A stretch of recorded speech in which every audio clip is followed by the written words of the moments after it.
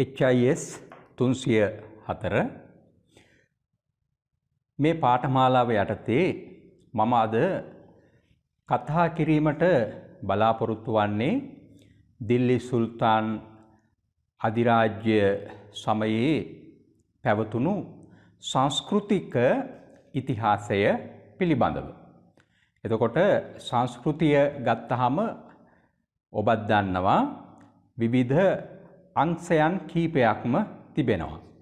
ඒ අංශ කීපය පිළිබඳව ඊ타මත්ම කෙටියෙන් සමාලෝචනයක් ඉදිරිපත් කරන්නට තමයි මම බලාපොරොත්තු වෙන්නේ. විශේෂයෙන්ම භාෂා සහ සාහිත්‍යය, ඊළඟට ආගම් සහ දර්ශන, ඊළඟට මේ සමයේදී පැවතුණු ආගමික තත්වය, ඒත් එක්කම වාස්තු විද්‍යාව, කලා කැටයම් පිළිබඳව සංස්කෘතික අංගෝපාංග යටතේ මම සාකච්ඡා කිරීමට බලාපොරොත්තු වෙනවා. ඒත් එක්කම දිල්ලි සුල්තාන් අධිරාජ්‍ය සමයේදී වර්ධනය වෙනවා ප්‍රාදේශීය සම්ප්‍රදායන් ආශ්‍රිතව කලා සහ වාස්තු විද්‍යාව සම්බන්ධව. ඒ නිසා විශේෂයෙන්ම ඒ පිළිබඳවත් මම අවධානය යොමු කිරීමට බලාපොරොත්තු වෙනවා මේ දේශනය යටතේ. මුස්ලිම් ආක්‍රමණ සහ ආධිපත්‍යය හේතු කොටගෙන එතෙක් ඉන්දියාවේ පැවතුණු සංස්කෘතික දායාදයන් විනාශමුඛයට පත් වූ අතර නව ආගමක් එකතු වීම නිසා එහි තරමක පෝෂණයක්ද ඇති වෙනවා. මෝගල් රාජ්‍ය කාලයේ මෙන් නොව අරාබි, තුර්කි සහ ඇෆ්ගන් කාලය කලා ශිල්පයන්ගේ පෝෂණය අතින් වැඩි දියුණුවක් දක්වන්නේ නැහැ.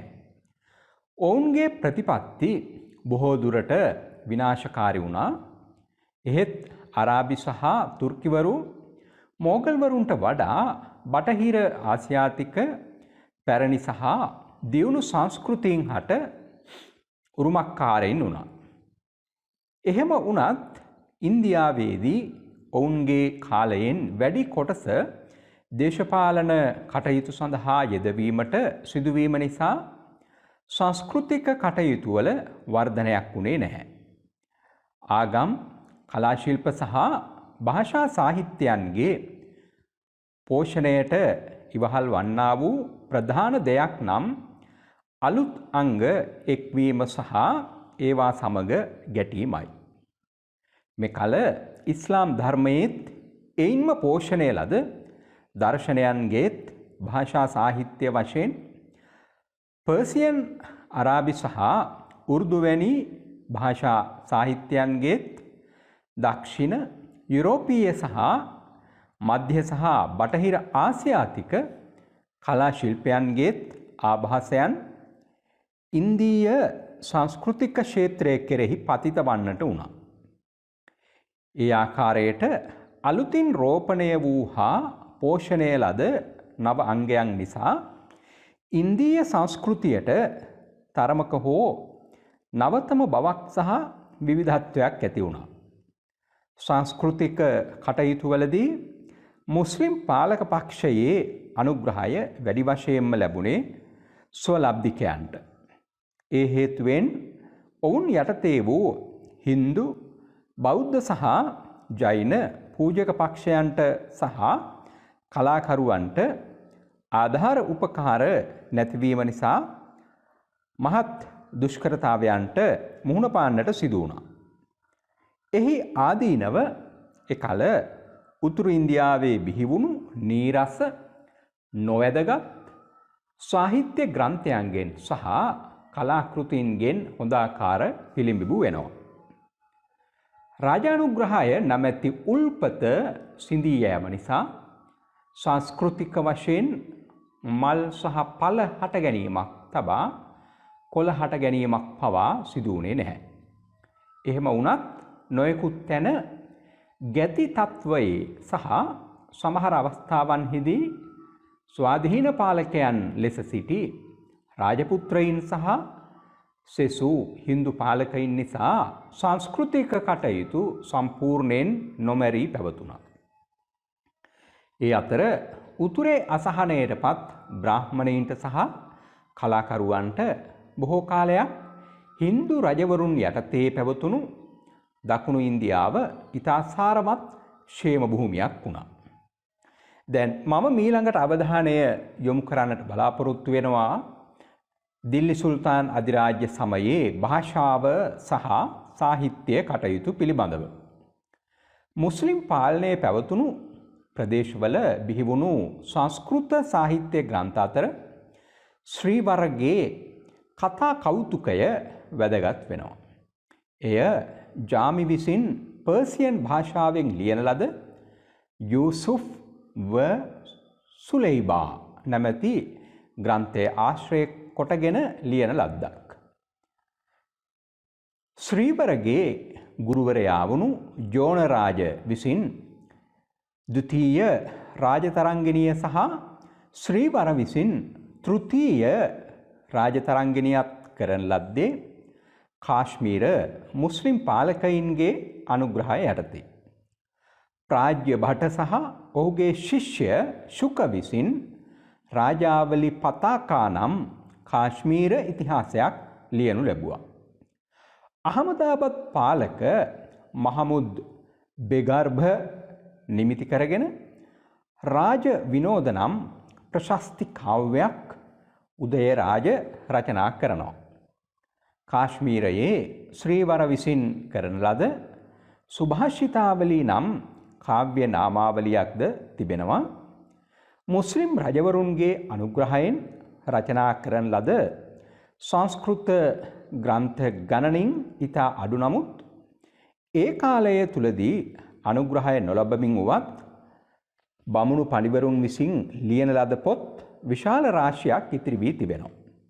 කාව්‍ය, ඉතිහාස කාව්‍ය, ගීත ප්‍රබන්ධ, උපදේශාත්මක කාව්‍ය, සංදේශ, ශෘංගාර කාව්‍ය, නාටක, හාස්‍ය කතා, ප්‍රබන්ධ කතා, ඉතිහාස කතා, චම්පු, පුරාණ, උපපුරාණ, ව්‍යාකරණ, ස්මෘති කාව්‍ය හෙවත් සූත්‍ර, සන්න සහිත සූත්‍ර, කෝෂ ආදී නානාවිධ ග්‍රන්ථ මේ අතර වෙනවා. හින්දු දර්ශන සහ ශිල්ප ශාස්ත්‍ර පිළිබඳවද පොත් රාශියක් රචනා කරනු ලැබුවා. පැරණි උතුරු ඉන්දීය භාෂා සහ සාහිත්‍ය ඉතිහාසය විමසීමේදී කැපී පෙනෙන ලක්ෂණයක් වන්නේ ශතවර්ෂාධික කාලයක් ශාස්ත්‍රීය භාෂා වශයෙන් සංස්කෘත සහ ප්‍රාකෘත පමණක් භාවිත කිරීමයි. ඊට අමතර වශයෙන් ද්‍රවිඩ භාෂා භාවිතයේද දක්ෂිණ භාරතයේ බහුල වශයෙන් පැවතුණා. පළමු වරට උතුරු ඉන්දියාවේ වෙනසක් ඇතිවන්නට පටන් ගන්නේ 10 වැනි සතවර්ෂයේදී පමණයි. එය වංග භාෂාවේ විකාශයත් සමග ආරම්භ වෙනවා. ඉන්පසුව තවත් නොයෙකුත් තැන ප්‍රාදේශීය භාෂා බිහිවීම සහ ඒ මගින් සාහිත්‍යකරණය සිදුවීම දකින්නට ලැබෙනවා. මුස්ලිම් වරුන් විසින් ස්වකීය නිල භාෂාව වශයෙන් පර්සියන් සහ පසුව උර්දු භාෂාව යොදා ගනු ලැබීම සමහර වෙලාවට ප්‍රාදේශීය භාෂාවන්ගේ වර්ධනයට ඉවහල් වී යැයි සිතන්නට පුළුවන්. තුර්කි සහ අනෙක් මධ්‍ය ආසියාතික භාෂාවන් හා බටහිර හින්දි භාෂාවේ සම්මිශ්‍රණයෙන් උර්දු භාෂාව බිහි වෙනවා. එහි ව්‍යාකරණය සංස්කෘත ව්‍යාකරණයට නෑකම් කියන නමුත් එහි වචනකෝෂය අරාබි සහ පර්සියන් භාෂාවන්ගෙන් බොහෝසේ පෝෂණය වී තිබෙනවා. ඒ කෙසේ වෙතත් 11 වැනි සතවර්ෂයත් 16 වැනි සතවර්ෂයත් අතර කාලයේදී බටහිර සහ නැගෙනහිර හින්දි සහ උර්දු, රාජස්ථානි, නේපාලි, පංජාබ්, සින්ද්, ගුජරාටි, මරාටි, වංග, ඔරිය, මෛථිලී ආදී භාෂාවන්ගේ විකාශය සහ එමගින් ග්‍රන්ථකරණය සිදුවීමක් දකින්නට ලැබෙනවා. හින්දු පඬිවරුන් නිසා පමණක් නොව අමීර් කුෂ්රාව්, කබීර්, ක්වාජ කණ්ඩ නවාස්, ගීසු දරාෂ්, මෞලානා දාවුද්, ශික් බුර්හාන් වැනි මුස්ලිම් ශාස්ත්‍රඥයින් නිසාද ප්‍රාදේශීය භාෂාවන්ගේ පෝෂණය ඇති වෙනවා. මුස්ලිම්වරුන් විසින් ඉන්දියාවේදී භාවිත කරන ලද්දේ අරාබි සහ පර්සියන් භාෂාව. ඉන් දෙවෙන්න නිල භාෂාව වශයෙන් බොහෝ කාලයක් පැවතුණා. මුස්ලිම් පාලකවරුන්ගේ අනුග්‍රහය සොයා මධ්‍ය සහ බටහිර ආසියාවේ සිට ඉන්දියාවට පැමිණි උගතුන්ගෙන් වැඩි දෙනා විසින් භාවිත කරන ලද්දේද පර්සියන් භාෂාවයි. ඒ හේතුවෙන් ඉන්දියාවේදී රචනා කරන ලද මුස්ලිම් ග්‍රන්ථ අතර පර්සියන් භාෂාවෙන් ලියන ලද පොත් ගණනින් විශාල වුණා. ඒ කෙසේ වෙතත් බටහිර ඉන්දියාවේ අරාබි පාලනය පැවති සමයේදී ලියන ලද වැදගත් ග්‍රන්ථයක් ගැන අසන්නට ලැබෙන්නේ නැහැ. ඉල්තුත්මිෂ් දවස සිටි අබ්බසිද් තානාපති හසන් අස් සගානි විසින් මෂාරී බුල් අන්වරින් තබවිය්‍යහ් සහ උදාබ් නම් ග්‍රන්ථ දෙකක් අරාබි භාෂාවෙන් රචනා වුණා. කල්ජි රාජ්‍ය කාලයේ වාසය කළ සුප්‍රසිද්ධ පඬිවරුන් කීප දෙනෙක් නම් සියා උද්දීන් බයානවී, ක්වාෂි මුගිස් උද්දීන්, නිසාම් උද්දීන් අව්ලියා, හසන් දිහ්ලවී, ෂියා උද්දීන් බරණී සහ ශම්ස් උද්දීන්. ඉබන් තාජ් සහ මූඊන් උද්දීන් ඉම්රානි වනාහි තුග්ලුක් රාජ්‍ය කාලයේ සිටි අතිශයින්ම කීර්තිධර පඬිවරයන් දෙදෙනෙක්. ඔවුන් ආගමික ග්‍රන්ථ රාශියක් රචනා කළා. සිරාජ් උද්දීන් උමාර් බින් ඉෂාක් අල් හින්දි නැමැති තවත් දේව ධර්මාචාර්යවරයෙක් සිටියා. එකල සිටි පඬිවරුන් විසින් රචනා කරන ලද ග්‍රන්ථ බොහොමයක් දේව ධර්මය හෝ සූෆී දර්ශනය මාතෘකා කරගෙන ලියනු ලැබුවා. කුරාන් ධර්මය මාතෘකා කරලා රචිත ග්‍රන්ථ අරාබි භාෂාවෙන් ලිවීම එදා පැවතු සිරිත වුණා. අරාබි භාෂාවෙන් ආගමික ග්‍රන්ථ රචනා කරන ලද සෙසු පඬිවරුන් අතර ශිහාබ් උද්දීන් මුහම්මද්, ගීසු දරාෂ්, අලිබන් අහමද් මහායිමි, සාඋද්දීන් බෛරාබාද්, සයින් උද්දීන් අබු යහියා, සෆී උද්දීන් මුහම්මද්, ක්වාෂි ෆහාබ් උද්දීන්, ක්වාෂි ජමාල් උද්දීන් අහමද්, සයියදු යූසුෆ්, බදූර් උද්දීන් මුහම්මද්, සෆී බින් නසීර්, ක්වාජ හුසේන් නාශුරි සහ ඉලාහ් දාද් මතක් කළ යුතුය. මුස්ලිම් ආධිපත්‍යය ඇතිවීම නිසා සිදුණු එක්වාසියක් නම් පර්සියන් භාෂාවේ සහ සාහිත්‍යයේ ආභාසය ලැබීමයි. රිග්වෛදික කාලයේදී සහ ක්‍රිස්තුපූර්ව මුල් සහ ක්‍රිස්තු වර්ෂ පළමුවෙනි සහ දෙවැනි සතවර්ෂයන්හිදීද පර්සියන් ආභාසය සුළුවෙන් හෝ තිබුණු බවට සාක්ෂි තිබෙනවා. ක්‍රිස්තු වර්ෂ 10 වැනි සතවර්ෂයෙන් පසුව මේ බලපෑම ඉන්දියාව කෙරෙහි තදින් බලපැවැත්වුණා. දිල්ලි සහ ප්‍රාදේශීය මුස්ලිම් රජවරුන්ගේ අනුග්‍රහය සොයා පර්සියන් පඬිවරුන් පැමිණියේ දහස් ගණනින්. ගස්නියේ මහමුදු සමග පැමිණි ගත්කරුවන් අතර සුප්‍රකට තැනැත්තා අල් බිරූනි. කුතුබ් උද්දීන් අයිබෙක් මුස්ලිම් පඬිවරුන්ට ලක්ෂ සංඛ්‍යාත වූ මිලමුදලින් සංග්‍රහ කිරීම නිසා ලාක් බක්ෂ් නමින් ප්‍රකට වෙනවා. ඉල්තුත්මිෂ්ගේ රාජසභාව හොබවන ලද පඬිවරුන් අතර ප්‍රමුඛස්ථානයක් හිමි වුණේ ख्वाज අබු නසර් සමර්කාන්හි අබු බකර් බින් මොහම්මද් රූහානි තාජ් උද්දීන් දබීර් සහ නූර් උද්දීන් මොහම්මද් අව්ෆීට් லுබාබ් උල් අල්බාබ් සහ ජවාමි උල් හිකායා ව ලවමි උල් රිවායාත් නම් ග්‍රන්ථ රචනා කරන ලද්දේ අව්ෆී විසින්. නසීර් උද්දීන් මොහම්මද් ෂාගේ කාලයේදී ෆක්රුද්දීන් නූනකී හෙවත් අමීද් නම් වන්දිභට්ටයෙද්ද මින්හාජ් උස් සිරාජ් නම් ඉතිහාසඥයෙක්ද සිටියා. ඉන්දියාවේ පර්සියන් සාහිත්‍ය වර්ධනයේ උච්චතම අවස්ථාවන් අතුරින් අමීර් කුෂ්රාව් සාහිත්‍ය චක්‍රවර්ති වුණා. ඔහු විසින් ග්‍රන්ථ 99ක් රචනා කරන ලදැයි කියනු ලබනවා.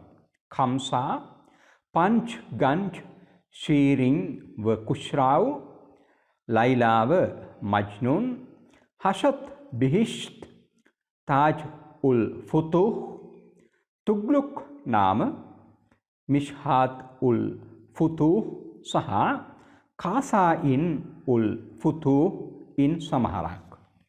කුෂ්රාව්ගේ කුළුපග මිත්‍රයෙකු සහ රාජසභා කවියෙකු ख्वाज නජීම් උද්දීන් හසන්ද බහුශ්‍රෘත පඬිවරයෙක්. සාදර් උද්දීන් අලි, ෆක්රුද්දීන් කව්වාස්, හමීද් උද්දීන් රාජ, මෞලානා අරිෆ් අබ්දුල් හකීම් සහ ශිහාබ් උද්දීන් සාදර් නිෂීන් නමැති සමකාලීන පර්සියන් ශාස්ත්‍රඥයින් පිළිබඳව ෆිරිෂ්තා සඳහන් කරනවා. එකල සිටි තවත් කීර්තිධර පඬිවරයෙකු නම් ඉහත සඳහන් ෂියා උද්දීන් බරණි. තාරික් ඉ ෆීරෝෂ් ශාහී නම් ඓතිහාසික ග්‍රන්ථය සහ ගනා ඉ මුහම්මද් සලාත් ඉ ෆීරෝෂ්, ඉනායත් නාම ඉ ඉලාහි, මාසීර් ඉ සාදත් සහ හස්රත් නාම නම් සාහිත්‍ය ග්‍රන්ථයන් ඔහු විසින් රචනා කළා. එකල වාසය කළ සාහිත්‍යධරයන් බොහෝ දෙනෙකු සුෆී ධර්මයෙන් සහ සුෆීවාදී නිසාම් උද්දීන් අව්ලියාගේ සහ තවත් නොයෙකුත් සුෆී දාර්ශනිකයින්ගේ අදහස් වලින් විශාල වශයෙන් ආභාසය ලබා තිබුණා. මොහම්මද් බින් තුග්ලුක් කාලයේදී තෂ්කන්ද සිට දිල්ලියට පැමිණි බදුර් උද්දීන් මොහම්මද් ශාහනාම නම් මහාවීර කාව්‍යයක් සහ ගීත නිබන්ධන රාශියක්ම රචනා කළා. ශාහ නාම ගුරු කරගෙන තවත් වීර කාව්‍යයක් ඉසාමී විසින් ලියනු ලැබුවා. එය ලියන ලද්දේ බහමනි රජවරුන්ගේ ගුණකථනය සඳහා. එකල සාහිත්‍ය කටයුතු වල නිරත වුණු රජෙකු නම් ෆීරූෂ් ෂා තුග්ලුක්.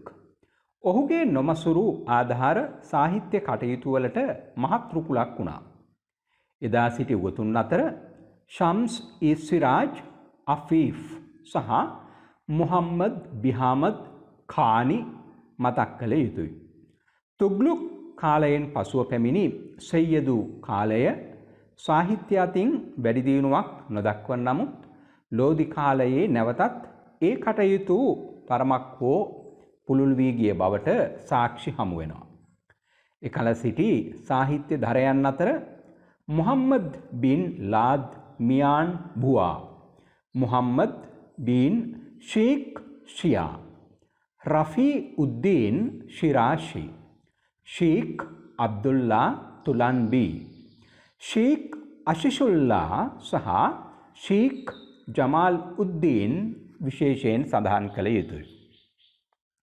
දිල්ලි අධිරාජ්‍යයේ අවනතිය සමග ස්වාධීන ප්‍රාදේශීය රාජ්‍යයන් බිහිවීම සාහිත්‍ය කටයුතු පුළුල් කිරීමට ඉවහල් වූ බව සලකන්නට පුළුවන්.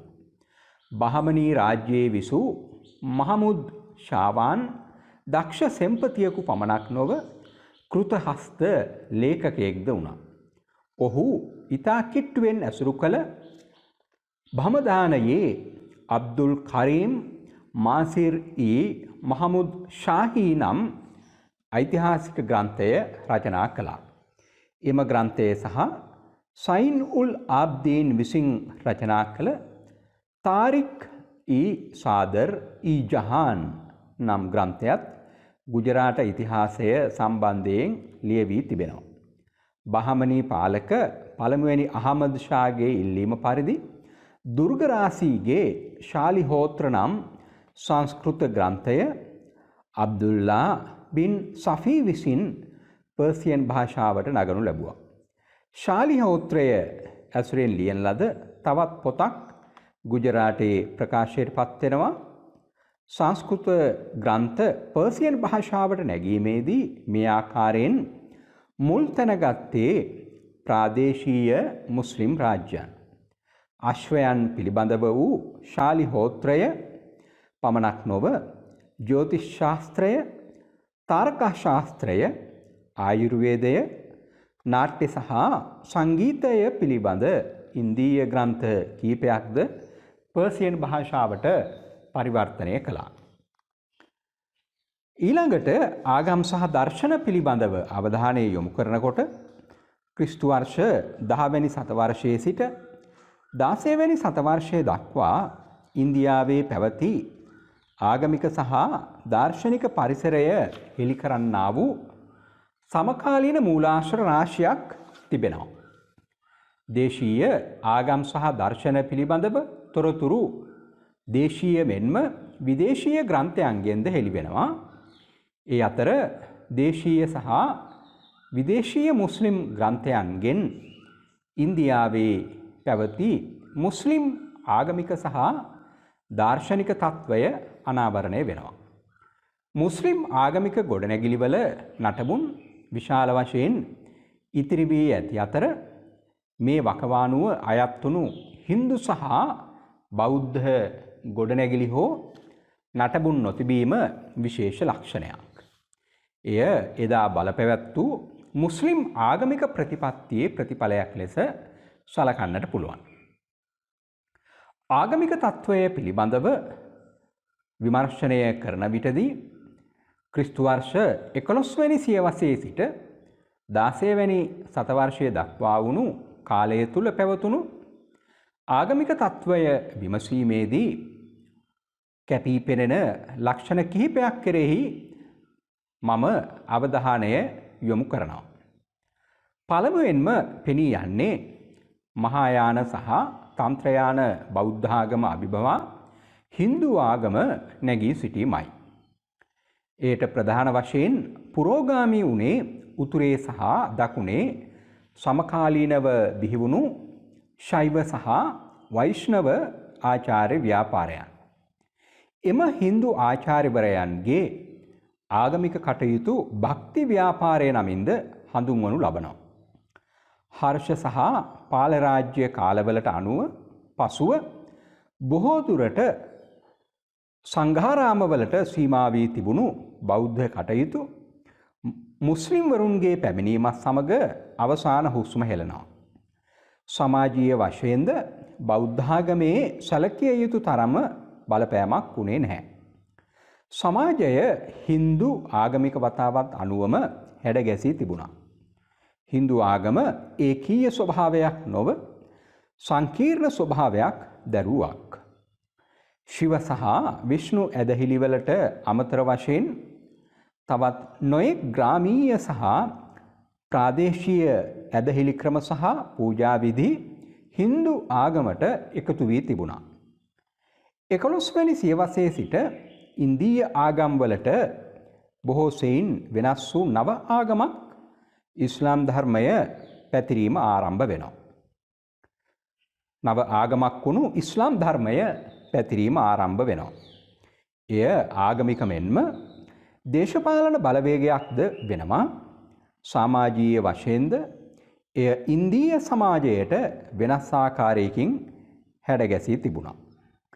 ඉන්දියාවේ මුස්ලිම් දේශපාලන බලව්‍යාප්තිය තරම් ඉස්ලාම් ධර්මයේ ව්‍යාප්තිය පුළුල් නොවුවත් එහි බලපෑම එක්වර අමතක නොකළ හැකි තරම් වුණා. ආරම්භයේදී දැඩි ඒකීය ස්වභාවයක් ගත් ඉස්ලාම් ධර්මය කල්යමේදී දේශීය මෙන්ම විදේශීය ආභාසයන් නිසා තරමක හෝ වෙනස් වීමකට භාජනය වුණා. 13 වෙනි සතවර්ෂයේ තෙක් ඉන්දියාවේ ක්‍රමයෙන් පරිහානියට පත්වමින් පැවතුණු බෞද්ධාගම මුස්ලිම් ආක්‍රමණ හේතු කරගෙන ක්ෂණික විනාශයකට මුහුණ පෑවා. තේරවාදී හෙවත් හීනයාන වශයෙන් ආරම්භ වෙලා මහායාන මාධ්‍යමික වශයෙන් විකාශය වී ව්‍යාප්ත වී ගිය බෞද්ධාගම කාමුක මෙන්ම පිරිහුණු ස්වභාවයක් ගත් තන්ත්‍රයාන අදහස් සහ ඇදහිලි ක්‍රම ඇබ්බැහිවීම නිසා ඉන්දියාවෙන් අතුරුදහන් වී ගියේ යැයි සලකනු ලබනවා. හින්දු ආගම සෙසු ආගම් ඉවසූ නමුත් එහි සංකීර්ණ ස්වභාවය නිසා සෙසු බොහෝ ආගම් එයට નિરાයාසයෙන්ම යටපත් වුණා. සියලුම ආගමික ඇදහිලි ක්‍රම සහ පූජා විධි තුරුලට ගැනීමට හින්දු ආගම හැම විටම සැරසී සිටීම නිසා එවැන්නකට ඉඩ නොතැබූ ඉස්ලාම් ධර්මයේ වැනි ආගමකට හැර ඉන්දීය ආගම් සහ දර්ශනයන්ගෙන් ආභාසය සහ පෝෂණය ලැබූ බෞද්ධ ආගම වැනි ආගමකට හින්දු ආගම සහ මිශ්‍රවීම වැළැක්වීම අති දුෂ්කර වුණා. බෞද්ධ ආගම හිසින් දරා සිටි සංඝ ශාසනයද තදින්ම පරිහානියට පත් වුණා. රාජානුග්‍රහය නැතිවීම මෙන්ම සේන වැනි හින්දු රාජවංශයන්ගේ අසහනයන්ද බෞද්ධ ආගමේ බලය සීමා කිරීමට ඉවහල් වුණා. මධ්‍යකාලීන ශෛව සහ වෛෂ්ණව ආචාර්යවරයින්ද බෞද්ධ විරෝධී ප්‍රචාරවල නිරතව සිටියා. මෙවැනි බලවේගයන්ට හසුවුණු බෞද්ධ ආගම කොන්වී සංඝාරාමවලට පමණක් සීමා වී පැවතුණා. මොහම්මද් බින් කාසිම්ගේ සහ ගස්නි මහමුද්ගේ ප්‍රහාරයන්ට ලක්වීම නිසා තත්වය තව තවත් අවදානම් වුණා. ගෝර්හි මොහම්මද් කුතුබ් උද්දීන් අයිබැක් සහ බක්තියාර් කල්ජිගේ ආක්‍රමණ සහ ප්‍රහාරයන් සිදු වුණේ මෙසේ පැවති අවධියක.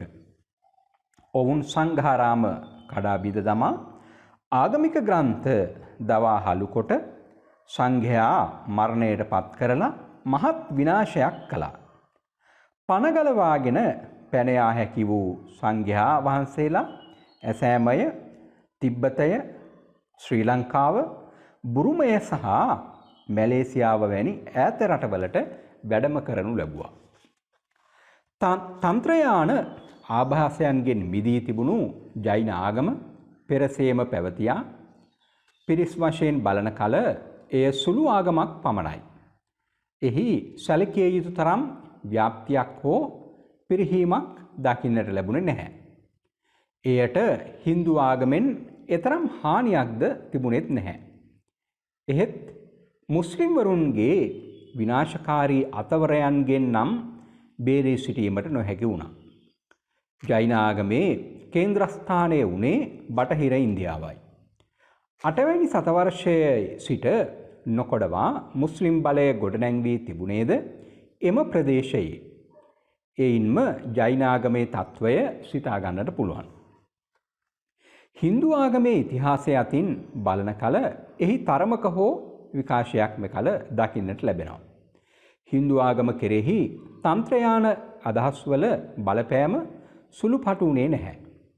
එහෙත් ඊට වඩා වැදගත් වුණේ උත්තර සහ දක්ෂිණ භාරතයේ ශෛව සහ වෛෂ්ණව ආචාර්යවරයන් බිහිවීමයි. මෙම ආචාර්යවරයින්ගේ නැගී සිටීමට තුඩුදුන් බලවේග ක්‍රියාත්මක වීමට පටන් ගත්තේ ක්‍රිස්තු වර්ෂ 7 වැනි සතවර්ෂයේ පමණ සිට. එහෙත් එහි උච්චතම අවධිය උදා වුණේ 10 වැනි සතවර්ෂයෙන් පසුව.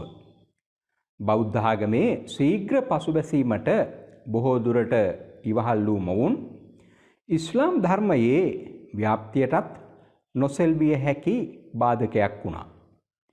එපමණක් නොව ඉස්ලාම් ධර්මයේ ඒකීය භාවය සහ දරදඬු ස්වභාවය අඩු කිරීමට පවා ඔවුන් සමත් වෙනවා. ඉස්ලාම් ධර්මයේ දැක්වෙන සමහර ආගමික සහ දාර්ශනික අදහස් වලින්ද ආභාසය ලැබූ මොවුන් ඒවාට සමාන පැරණි ಭಾರತೀಯ අදහස් ඉදිරිපත් කරමින් ඉස්ලාම් ධර්මය සහ හින්දු ආගම අතර සම්බන්ධයක්ද ගෙනහැර දැක්වුවා. දකුණු ඉන්දියාවේ විසූ ශංකර, රාමානුජ, නිම්බාර්ක සහ මාධව වැනි ආචාර්යවරයන්ගෙන් පැවත ඔවුන්ගේ අදහස් වලින් සහ ඉස්ලාම් ආගම සහ දර්ශනයෙන් ආභාසය ලැබූ මොවුන් පිළිම වැඳීම, බහුදේව විශ්වාසය, අනවශ්‍ය ආගමික වතාවත් සහ උත්සව, විෂමකාරී වූ කුල භේදය ආදී දේවල් හෙලා දුටුවා. බ්‍රහ්ම, විෂ්ණු, ශිවරාම, ක්‍රිෂ්ණ, අල්ලාහ් ආදීන් එකම සර්ව බලධාරී දෙවියන් වහන්සේගේ ප්‍රතිමූර්ති හැටියට සැලකුවා. ස්වර්ගයට යා හැකි ඒකායන මාර්ගය දෙවියන් කෙරෙහි වුණු අකලංක භක්තිය බව ඔවුන් ප්‍රකාශ කළා. භක්තිය යනු කුමක්දැයි විස්තර වශයෙන් සහ මනෝවිද්‍යාත්මකව විග්‍රහ කරලා දැක්වුවා. ඒ සඳහා සංස්කෘත භාෂාව නොව ප්‍රාදේශීය භාෂා උපයෝගී කරගත්තා. මධ්‍යතන කාලයේ විසූ ආචාර්යවරයින් අතර රාමානන්ද, වල්ලභ, චෛතන්‍ය, නාමදේව, ගුරුනානක් සහ කබීර් ආදීන් මුල් තැන ගත්තා. මෙම ආචාර්යවරුන් අර්ධ මහාද්වීප ව්‍යාප්ත ආගමික ව්‍යාපාරයක යෙදුණු නමුත් ඔවුන්ගේ බලපෑම දීර්ඝකාලීන වුණේ නැහැ. ඔවුන් අලුත් ආගමක් හෝ ආගම් බිහි කළෙත් නැහැ. එතෙක් පැවතුණු ආගමික රටාව තුළම ක්‍රියා කළා.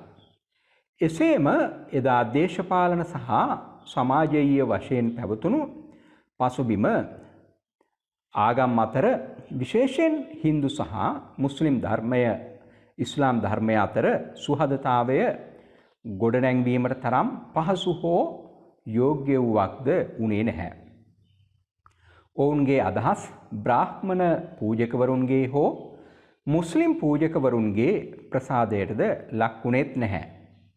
ගතානුගතික අදහස් වලින් දැඩි ලෙස බැඳී සිටි සමාජ රටාව නැමැති යදම් වලින් වෙලී සිටි සාමාන්‍ය ජනතාව ඒවායින් මුදවාලීමට තරම් මෙම අදහස් තියුණුනෙත් නැහැ.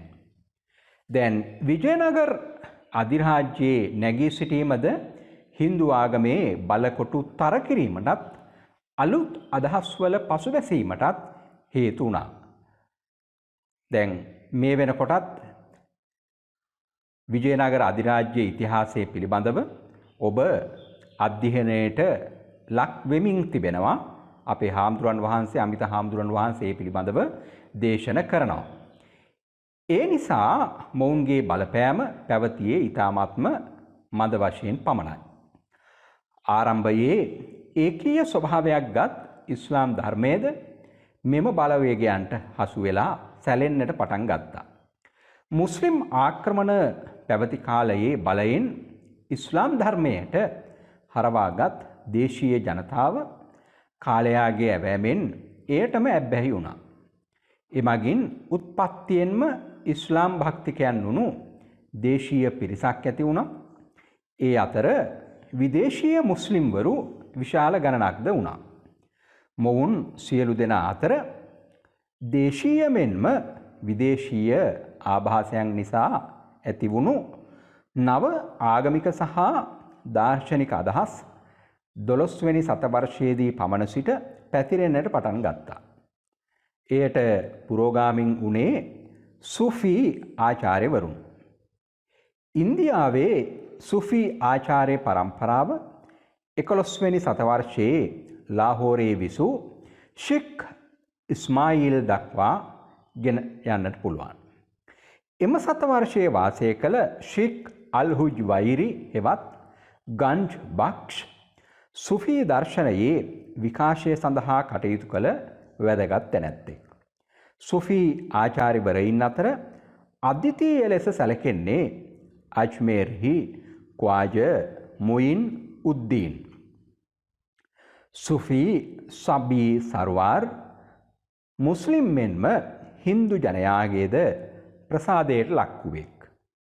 14 වැනි සතවර්ෂයේ විසූ සුෆී ආචාර්ය නිසාම් උද්දීන් අවුලියා කල්ජී මෙන්ම තුග්ලුක් සුල්තාන්වරයින්ගේ කුළුපග මිත්‍රයෙකු මෙන්ම අනුශාසකයෙක්ද වුණා. හින්දු භක්ති ව්‍යාපාරයේ මෙන්ම සුෆී ව්‍යාපාරයේද මුල්ලාගමට පිටුපා ගිය ව්‍යාපාරයක් වුණේ නැහැ. එය පැරණි ආගමේ සංශෝධනයක් හෝ අලුත් මුහුණුවරක් ලෙස සලකන්නට පුළුවන්. ඒ නිසා සූෆී ව්‍යාපාරයේ බලපෑමද සීමිත වූවක් ලෙස සලකන්නට පුළුවන්. මීළඟට මම බලාපොරොත්තු වෙනවා මෙම දිල්ලි සුල්තාන් අධිරාජ්‍ය සමය තුල වර්ධනයට ලක්වුණු වාස්තු විද්‍යාවේ ස්වභාවය පිළිබඳව කරුණු ගෙනහැර දැක්වීමට. ඉන්දියාවේ මුස්ලිම් ඉතිහාසයේ සංස්කෘතිකාතින් කැපී පෙනෙන්නේ මෝගල් රාජ්‍ය කාලයයි. එකල වාස්තු විද්‍යාව සහ චිත්‍රකලාව ඉතාමත්ම දියුණු විශිෂ්ට තත්ත්වයක පැවතුණා. තුර්කි රාජ්‍ය කාලයේදී වාස්තු විද්‍යාව සහ කැටයම් කලාව කෙරෙහි තරමක හෝ අවධානයක් යොමු වූ නමුත් සෙසු කලාශිල්ප කෙරෙහි අල්ප වූ අවධානයක් හෝ තිබුණේ නැහැ. දෙවියන් වහන්සේ හෝ ආගමික පුද්ගලයින් ප්‍රතිමා හෝ චිත්‍රාකාරයෙන් දැක්වීම ඉස්ලාම් ධර්මයේ මූල ධර්මවලට පටහැනි වුණා. ඒ හේතුවෙන් මූර්ති සහ චිත්‍රකලාව වැඩි දියුණු වුණේ නැහැ. මුස්ලිම්වරු යාඥා කිරීම සඳහා පල්ලිද ආරක්ෂාව සඳහා බලකොටුද රජවරුන් සඳහා මාලිගා සමාධි උද්‍යාන සහ නගරද ඉදි කළා. ඒවායේ නටබුන් බොහෝ තැන අද දක්වා ඉතිරි වී තිබෙනවා. මුස්ලිම් ගොඩනැගිලි දිල්ලියට පමණක් සීමා වී නැහැ. ඒවා ප්‍රාදේශීය නගරවල සහ ප්‍රාදේශීය ස්වාධීන මුස්ලිම් රාජ්‍යයන්වල අගනුවරවලද දකින්නට ලැබෙනවා. මේ දක්වා ඉතිරි වී ඇති ගොඩනැගිලි අතර බහුල වශයෙන් නැත්තේ ආගමික ගොඩනැගිලි. මුස්ලිම් ගොඩනැගිලි එකම වාස්තු විද්‍යා සම්ප්‍රදායකට අයත් නොවීම වැදගත් ලක්ෂණයක්. ඒවා කාල වශයෙන් සහ ප්‍රදේශ වශයෙන් එකිනෙකට වෙනස් වුණා. එසේ නැතහොත් විකාශයක් දක්වනවා. 11 වැනි සතවර්ෂයේ තෙක් ඉන්දියාවේ ආගමික වාස්තු විද්‍යාව පෝෂණය ලැබුවේ ප්‍රධාන වශයෙන් බෞද්ධ, ජෛන සහ හින්දු ආගම් වලින්. මුස්ලිම්වරුන්ගේ දැඩි අසහනශීලී ආගමික ප්‍රතිපත්තිය නිසා මීට පසුව ඔවුන්ගේ විජිතවල බෞද්ධ, ජෛන හෝ හින්දු ගොඩනැගිලි ඉදිකිරීම සහ ප්‍රතිසංස්කරණය කිරීම තහනම් වුණා. අපි මීට කලින් මුස්ලිම්වරුන්ගේ ආගමික ප්‍රතිපත්තිය පිළිබඳව දේශනයක් සාකච්ඡාවට භාජනය කළා. එතෙන්දී මුස්ලිම්වරුන්ගේ ආගමික ප්‍රතිපත්තිය උනේ කුමක්ද කියන එක මම ඒ දේශනයේදී හඳුන්වලා දුන්නා. ඒ දේශනයත් වැදගත් වෙනවා මේ මාතෘකාවට. ආගමික ගොඩනැගිලි ඉදිකිරීමට අවසර තිබුණේ මුස්ලිම්වරුන්ට පමණයි. රාජානුග්‍රහය ලැබුණෙත් ඒටයි. ඒ නිසා 11 වෙනි සතවර්ෂයේ සිට මුස්ලිම් ආධිපත්‍ය පැවති ප්‍රදේශවල සැලකිය යුතු ඉන්දීය ආගමික ගොඩනැගිලි ඉදිකිරීමක් වුණේ නැහැ. කල් පවතින සහ කලාත්මක තත්වයේ පෞද්ගලික ගොඩනැගිලි ඉදිකිරීමටද ඉඩක් තිබුණෙත් නැහැ. මේ හේතුවෙන් මේ කාලයේ සිට දැකිය හැක්කේ මුස්ලිම් වාස්තු විද්‍යාවේ නෂ්ටාවශේෂ පමණයි. ඉන්දියාවේ මුස්ලිම්වරුන් ආරම්භ කළ වාස්තු විද්‍යාව ඉන්දු මුස්ලිම් යනුවෙන් හඳුන්වන්නට පුළුවන්. එසේ හැඳින්විය හැක්කේ එය සම්පූර්ණයෙන් ඉන්දීයද එහෙමත් නැත්නම් මුස්ලිම්ද නොවන නිසා. එම සම්ප්‍රදාය ඒ දෙකෙහි සම්මිශ්‍රණයක් ලෙස සලකන්නට පුළුවන්.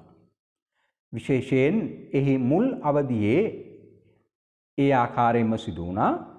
කල්යමේදී එහි ඉන්දීය ස්වභාවය අඩු වෙලා මුස්ලිම් විකාශයට බලපාන ලද මූලික සාධක කිහිපයක් ඇති වුණා. මුස්ලිම්වරුන් ඉන්දියාවට පැමිණි වකවානුව වන විට දියුණු තත්ත්වයකට පත්වී තිබුණු බෞද්ධ සහ හින්දු වාස්තු විද්‍යාව ඉන්න එකක්. දෙවැනි සාධකය නම් ඉස්ලාම් ධර්මය සහ මුස්ලිම් රජවරුන්ගේ ආගමික ප්‍රතිපත්තියයි.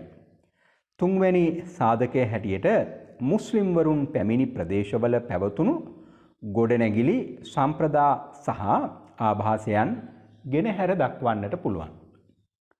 ඉන්දු මුස්ලිම් වාස්තු විද්‍යාව ආරම්භ වන්නේ දිල්ලි මුස්ලිම් රාජ්‍යත් සමගයි. 8 වැනි සතවර්ෂයේ සිට සින්ධ් සහ මුල්තාන් වල අරාබි බලය පැවති නමුත් එහි මුලදී මුස්ලිම් ගොඩනැගිලි ඉදිකෙරුණු බවක් දකින්නට ලැබෙන්නේ නැහැ. ගස්නියේ මහමුද් ඉන්දියාවේ තිබුණු ගොඩනැගිලි විනාශ කරලා ඒවායේ කොටස් ගස්නියට ගෙන ගොස් එහි මුස්ලිම් පල්ලි ඉදි කළා. ඔහුට පසුව රාජ්‍යත්වයට පත් වුණු මසූද් විසින් ගස්නි රාජ්‍යය ඉදි කරන ලද මහමුද්ගේ සමාධිය සහ ජයස්තම්භය පසු කාලයේ දිල්ලියේ ගොඩනංවන ලද සමාන ගොඩනැගිලි කෙරෙහි තරමක් හෝ බලපෑවා. ඉන්දියාවේ මුස්ලිම් ගොඩනැගිලි තැනීම නියම වශයෙන් ආරම්භ වන්නේ කුතුබ් උද්දීන් අයිබැක්ගෙන්. අයිබැක් විසින් ගොඩනංවන ලද ගොඩනැගිලි හින්දු ශිල්පීන් විසින් කරන ලදැයි සිතන්නට පුළුවන්. මුලදී මෙවැනි කාර්ය සඳහා මුස්ලිම් කාර්මිකයින් සොයා ගැනීම දුෂ්කර වන්නට ඇති. ඒ නිසා හින්දුන් යොදවා මුස්ලිම් උපදෙස් අනුව ගොඩනැගිලි ඉදි කරවන්නට ඇති. මෙහිදී හින්දු මෙන්ම මුස්ලිම් ගොඩනැගිලි ක්‍රම අතර තිබුණු සමහර සමානකම් නිසා ඒ කාර්යභාරය තරමක් හෝ පහසු වන්නටත් ඇති.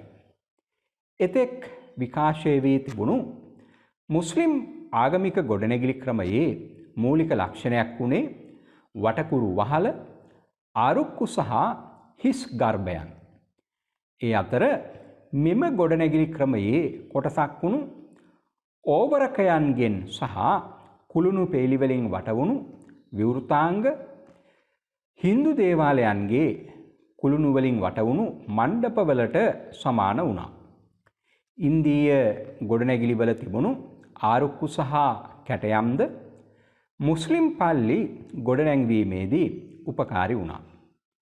මුස්ලිම් බලය ප්‍රතිෂ්ඨාපනය කළ වහාම ඉස්ලාම් භක්තිකයින්ගේ ආගමික අවශ්‍යතාවයන් පිරිමැසීම සඳහා ගොඩනැගිලි අවශ්‍ය වූ නිසා පළමුවෙන්ම කරන ලද්දේ හින්දු කෝවිල් වෙනස් කරලා ඒවා පල්ලි බවට හරවා ගැනීමයි. පැතලි හෝ ශිඛර සහිත වහල වටකුරු වහල බවට පරිවර්තනය කළා. සමහර තැන සතර කොන මිනරත් ඉදි කෙරුණා. කුළුණු අතරට ආරුක්කු එක්කලා ඇතුළත වුණු ප්‍රතිමා කඩා බිඳ දමා එය හිස් ගර්භයක් බවට පරිවර්තනය කළා. මේ ආකාරයට ඉදි කරන ලද පළමුවැනි ගොඩනැගිල්ල අයිබැක් විසින් දිල්ලියේ ගොඩනැං වූ කුන්වත් උල් ඉස්ලාම් පල්ලිය. මෙය එක් දේවාලයක් නොව දේවාල 27ක කොටස් වලින් ඉදි කරන ලද බව එහි කොටා ඇති ලිපියකින් හෙළිවෙනවා. මෙහි හින්දු ස්වරූපය මැකී යන ආකාරය එහි පිටුපසින් බිත්තියට මිහරාබ් එවත් යාඥා කුටි 5ක් අලුතින් එකතු කරනු ලැබුවා. 1198 දී තවත් පියවරක් ගත් අයිබැක් මෙහි ඉතිරිව තිබුණු හින්දු ස්වරූපය තවත් වැසී යන ආකාරය සහ මුස්ලිම් ස්වරූපය ඉස්මතු වෙන අන්දමට එය ඉදිරියෙන් ආරුක්කු සහ කැටයම් සහිත උස්ථාප්‍යයක් හෙවත් මුක් සුරාවක් ගොඩනංවනු ලැබුවා. එහෙත් ඒ සඳහාද හින්දු ශිල්පීන් යොදා ගැනීමට සිදුවීම නිසා එහි ආරුක්කු කැටයම් සහ ලීස්තර හින්දු ආභාසයෙන් මිදී නැහැ. 1230දී ඉල්තුත්මිෂ් මෙහි තවත් වෙනස්කම් කළා. එහිදී කඩාබිඳ දමන ලද හින්දු ගොඩනැගිලි වලින් ලබාගත් දේ නොව ඒ සඳහා විශේෂයෙන් කප්පවන ලද ගල් යොදා ගනු ලැබුවා. තාප්පයට සහ ඇතුළත යාඥා මන්දිරයට තව තවත් ඉස්ලාමික වූ ලක්ෂණ එකතු කළා. මේ කිසිවකින් එහි කලාත්මක භාවය ඔප්නැංගුණේ නැහැ. එසේම පල්ලිය සහ තාප්පය අතර ගැළපීමක්ද තිබුණෙත් නැහැ. ඉහත කී පල්ලියට දෙගුණයක් පමණ විශාල වුණු පල්ලියක් අයිබැක් විසින් අජ්මේර්හි ගොඩනංවනු ලැබුවා. එය ආදාය දීන් කා ජොම්ප්‍රානම් සුප්‍රසිද්ධ පල්ලියයි. දිල්ලි පල්ලියේ තිබුණු අයෝග්‍යයයි සලකන ලද ලක්ෂණ මෙහි දකින්නට ලැබුණ නෑ. මෙහි කොටස් එකිනෙක ගැලපෙන ආකාරයට ගොඩනංවලා තිබෙනවා. එහෙත් ඉල්තුත්මිෂ් එයට එකතු කළ ආරුක්කු සහිත මුක්සුරාව එතරම්ම සිත්කලු නොවන අංශයක් ලෙස සැලකෙනවා.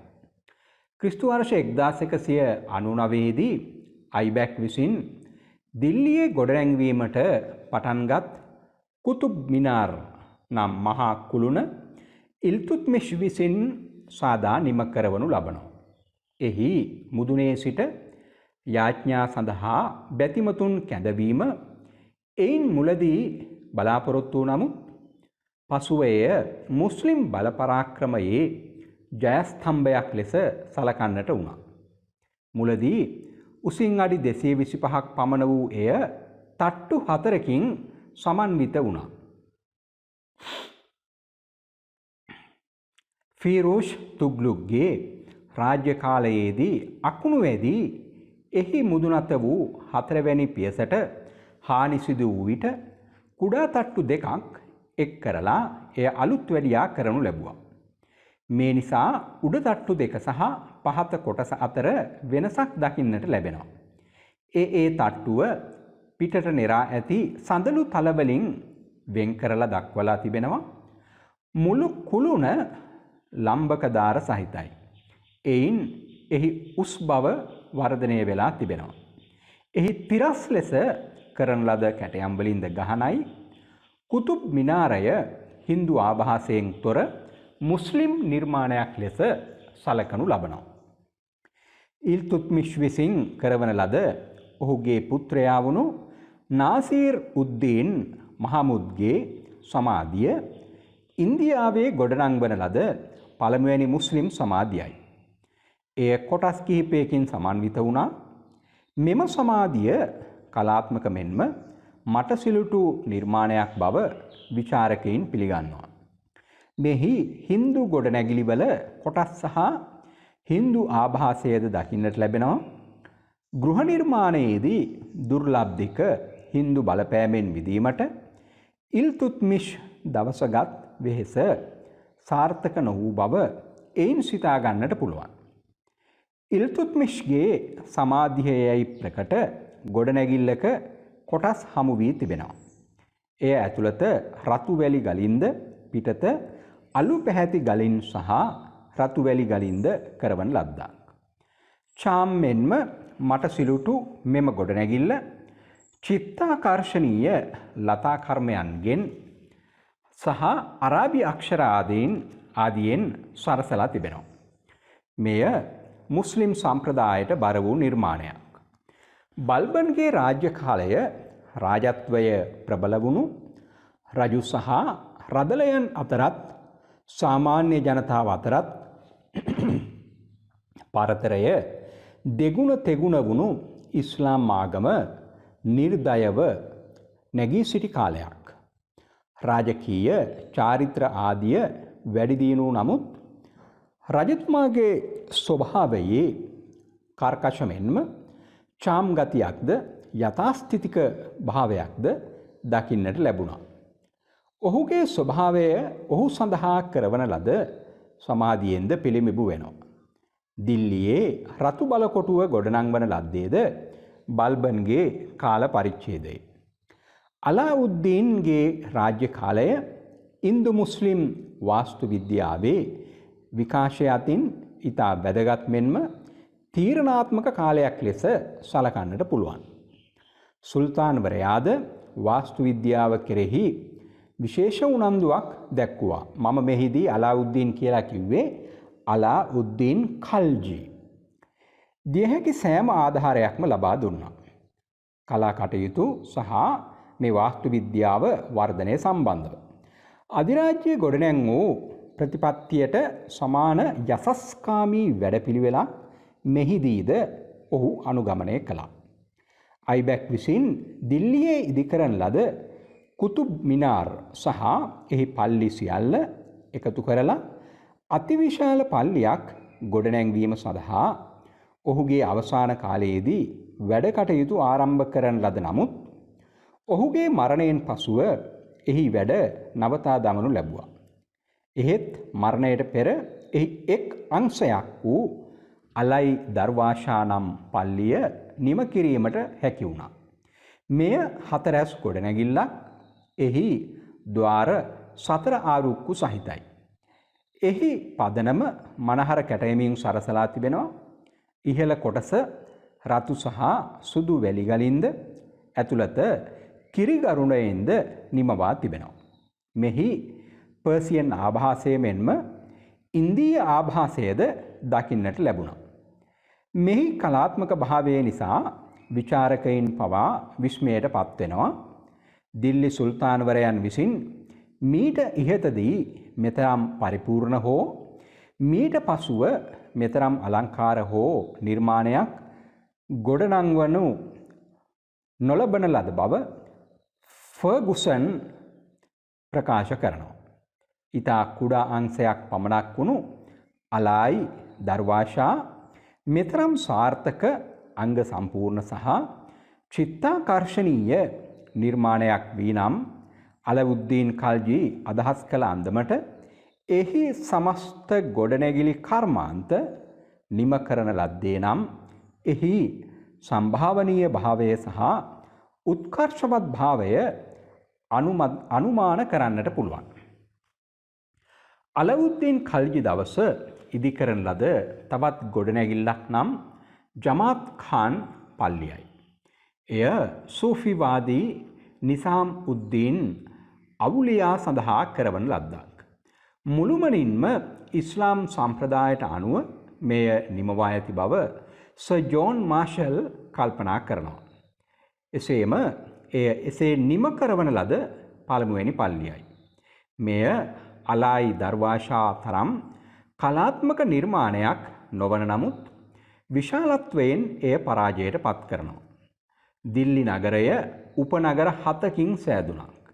එයින් එකක් වූ සිරි උපනගරය අලාඋද්දීන් ඛල්ජි විසින් ගොඩනංවනු ලැබුවා. ඛල්ජි කාලයට අයත් තවත් ගොඩනැගිල්ලක් නම් කුතුබ් උද්දීන් මුබාරක් ෂා විසින් කයාන හෙවත් භාරත්පූර්හි ගොඩනංවන ලද උඛ මස්ජිද් නැමැති පල්ලිය.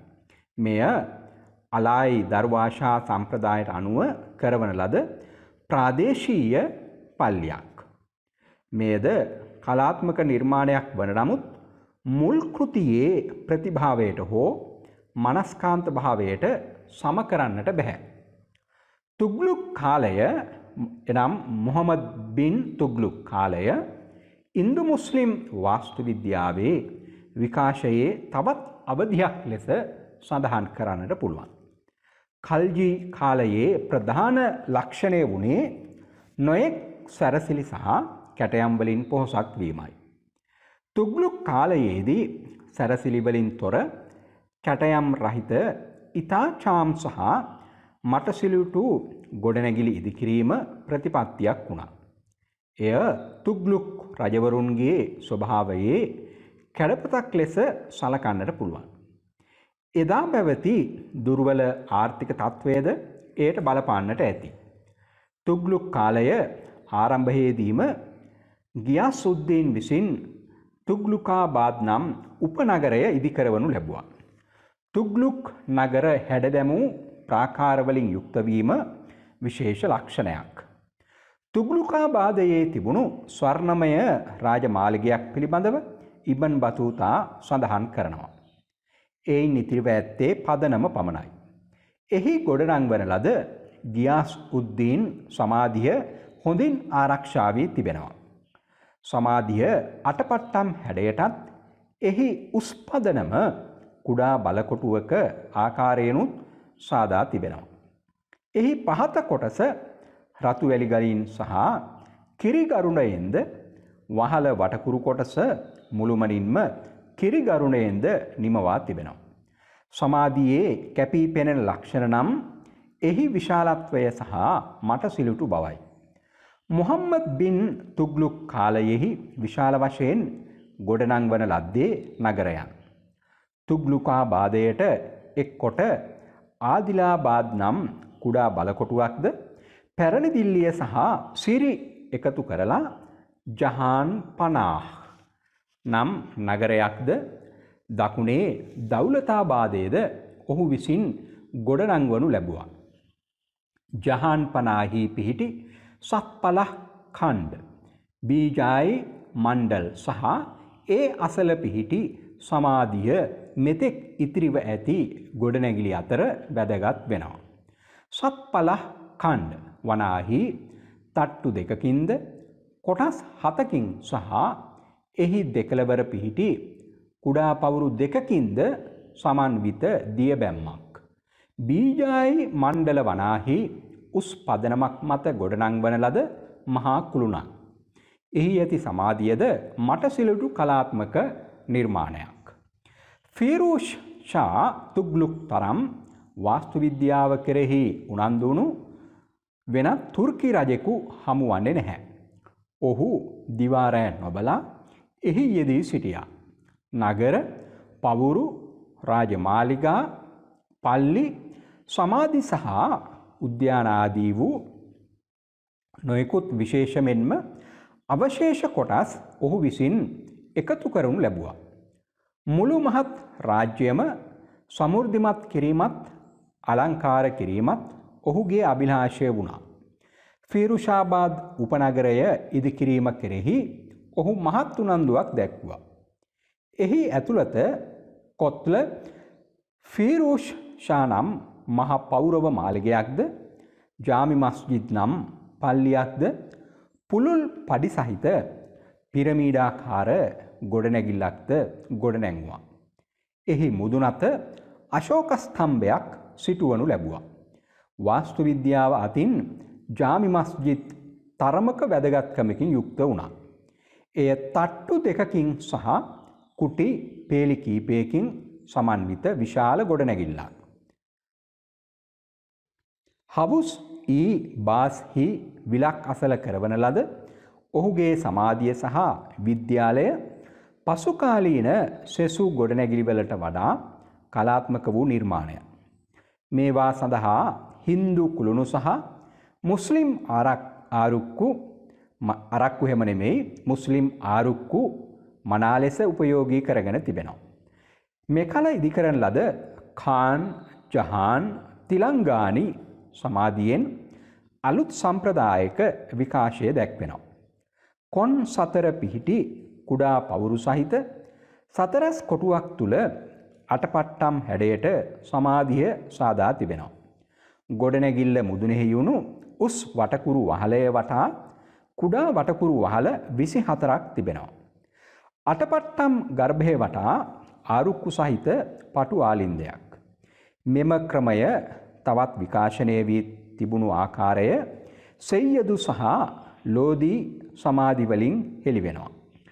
තිලංගානි සමාධිය ඉදිකරවන ලද ජවුනා ෂා විසින් තවත් පල්ලි කිහිපයක්ද සාදවනු ලැබුවා. ඒවා අතර වඩා සාර්ථක නිර්මාණ ලෙස කාලි මස්ජිද්, කලාන් මස්ජිද් සහ කර්කි මස්ජිද් සලකන්නට පුළුවන්.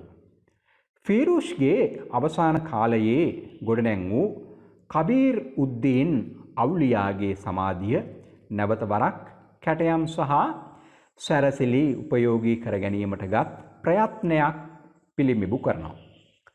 තුග්ලුක් කාලයේ විශේෂයෙන්ම ෆීරුෂ්ගේ කාලයේ පොදු ලක්ෂණ වුණේ කැටයම් රහිත හෝ අඩු චාම් ගොඩනැගිලි ඉදිකිරීම. එසේම හින්දු ආභාසය හැකි පමණ තුරන් කිරීම. ගොඩනැගිලි ඉදිකිරීම සඳහා ගත් උපකරණ වැඩි චිරස්ථිතික ඒවා නෙවෙයි. ඒ හේතුවෙන් එම ගොඩනැගිලි වැඩිකල් ආරක්ෂා වී පැවතියේ නැහැ. සාමාන්‍යයෙන් හැම ගොඩනැගිල්ලක්ම පුරයක් හා නගරයක්ම පාහේ තරබාරු ගතියක් දනවනවා.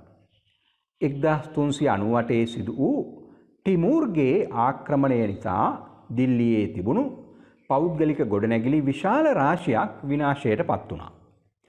සයියදු සහ ලෝදී රාජ්‍ය කාලය වාස්තු විද්‍යාව අතින් එතරම්ම දියුණු අවදීන් වුණේ නැහැ.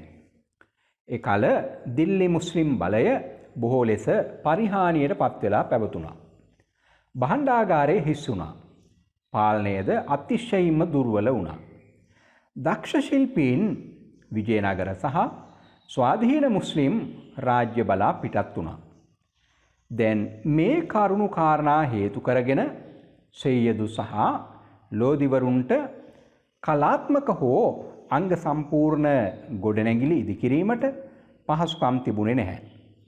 සෙය්‍යදුවරු කිස්රාබාද් සහ මුකාරකාබාද් නම් නව නගර දෙකක්ම ඉදිකරනු ලැබුවා. ඔවුන්ගේ ඉතිරි ගොඩනැගිලි සමාධි ගණයට වැටුණා.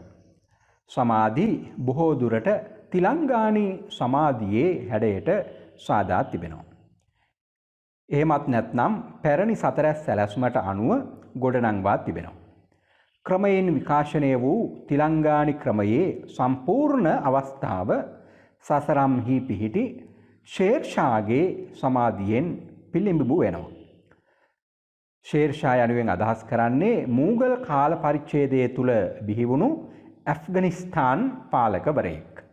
සමකාලීන සමාධි අතර මුබාරක් ෂා සෙය්‍යදු, මුහම්මද් ෂා සෙය්‍යදු සහ සිකන්දර් ලෝදි ආදීන්ගේ සමාධි විශේෂයෙන් සඳහන් කරන්නට පුළුවන්. ඒවා අතරද වඩා සාර්ථක අංග සම්පූර්ණ සහ කලාත්මක කෘතිය ලෙස සැලකිය හැක්කේ මුහම්මද් ෂා සෙය්‍යදු සමාධියයි. හතරස් හැඩයට සාදවන ලද සමාධිය අතර බරා ගුම්බද්, චෝතේ ખાન කා ගුම්බද්, බරා ખાન කා ගුම්බද් සහ ශීස් ගුම්බද් මතක් කළ යුතුයි.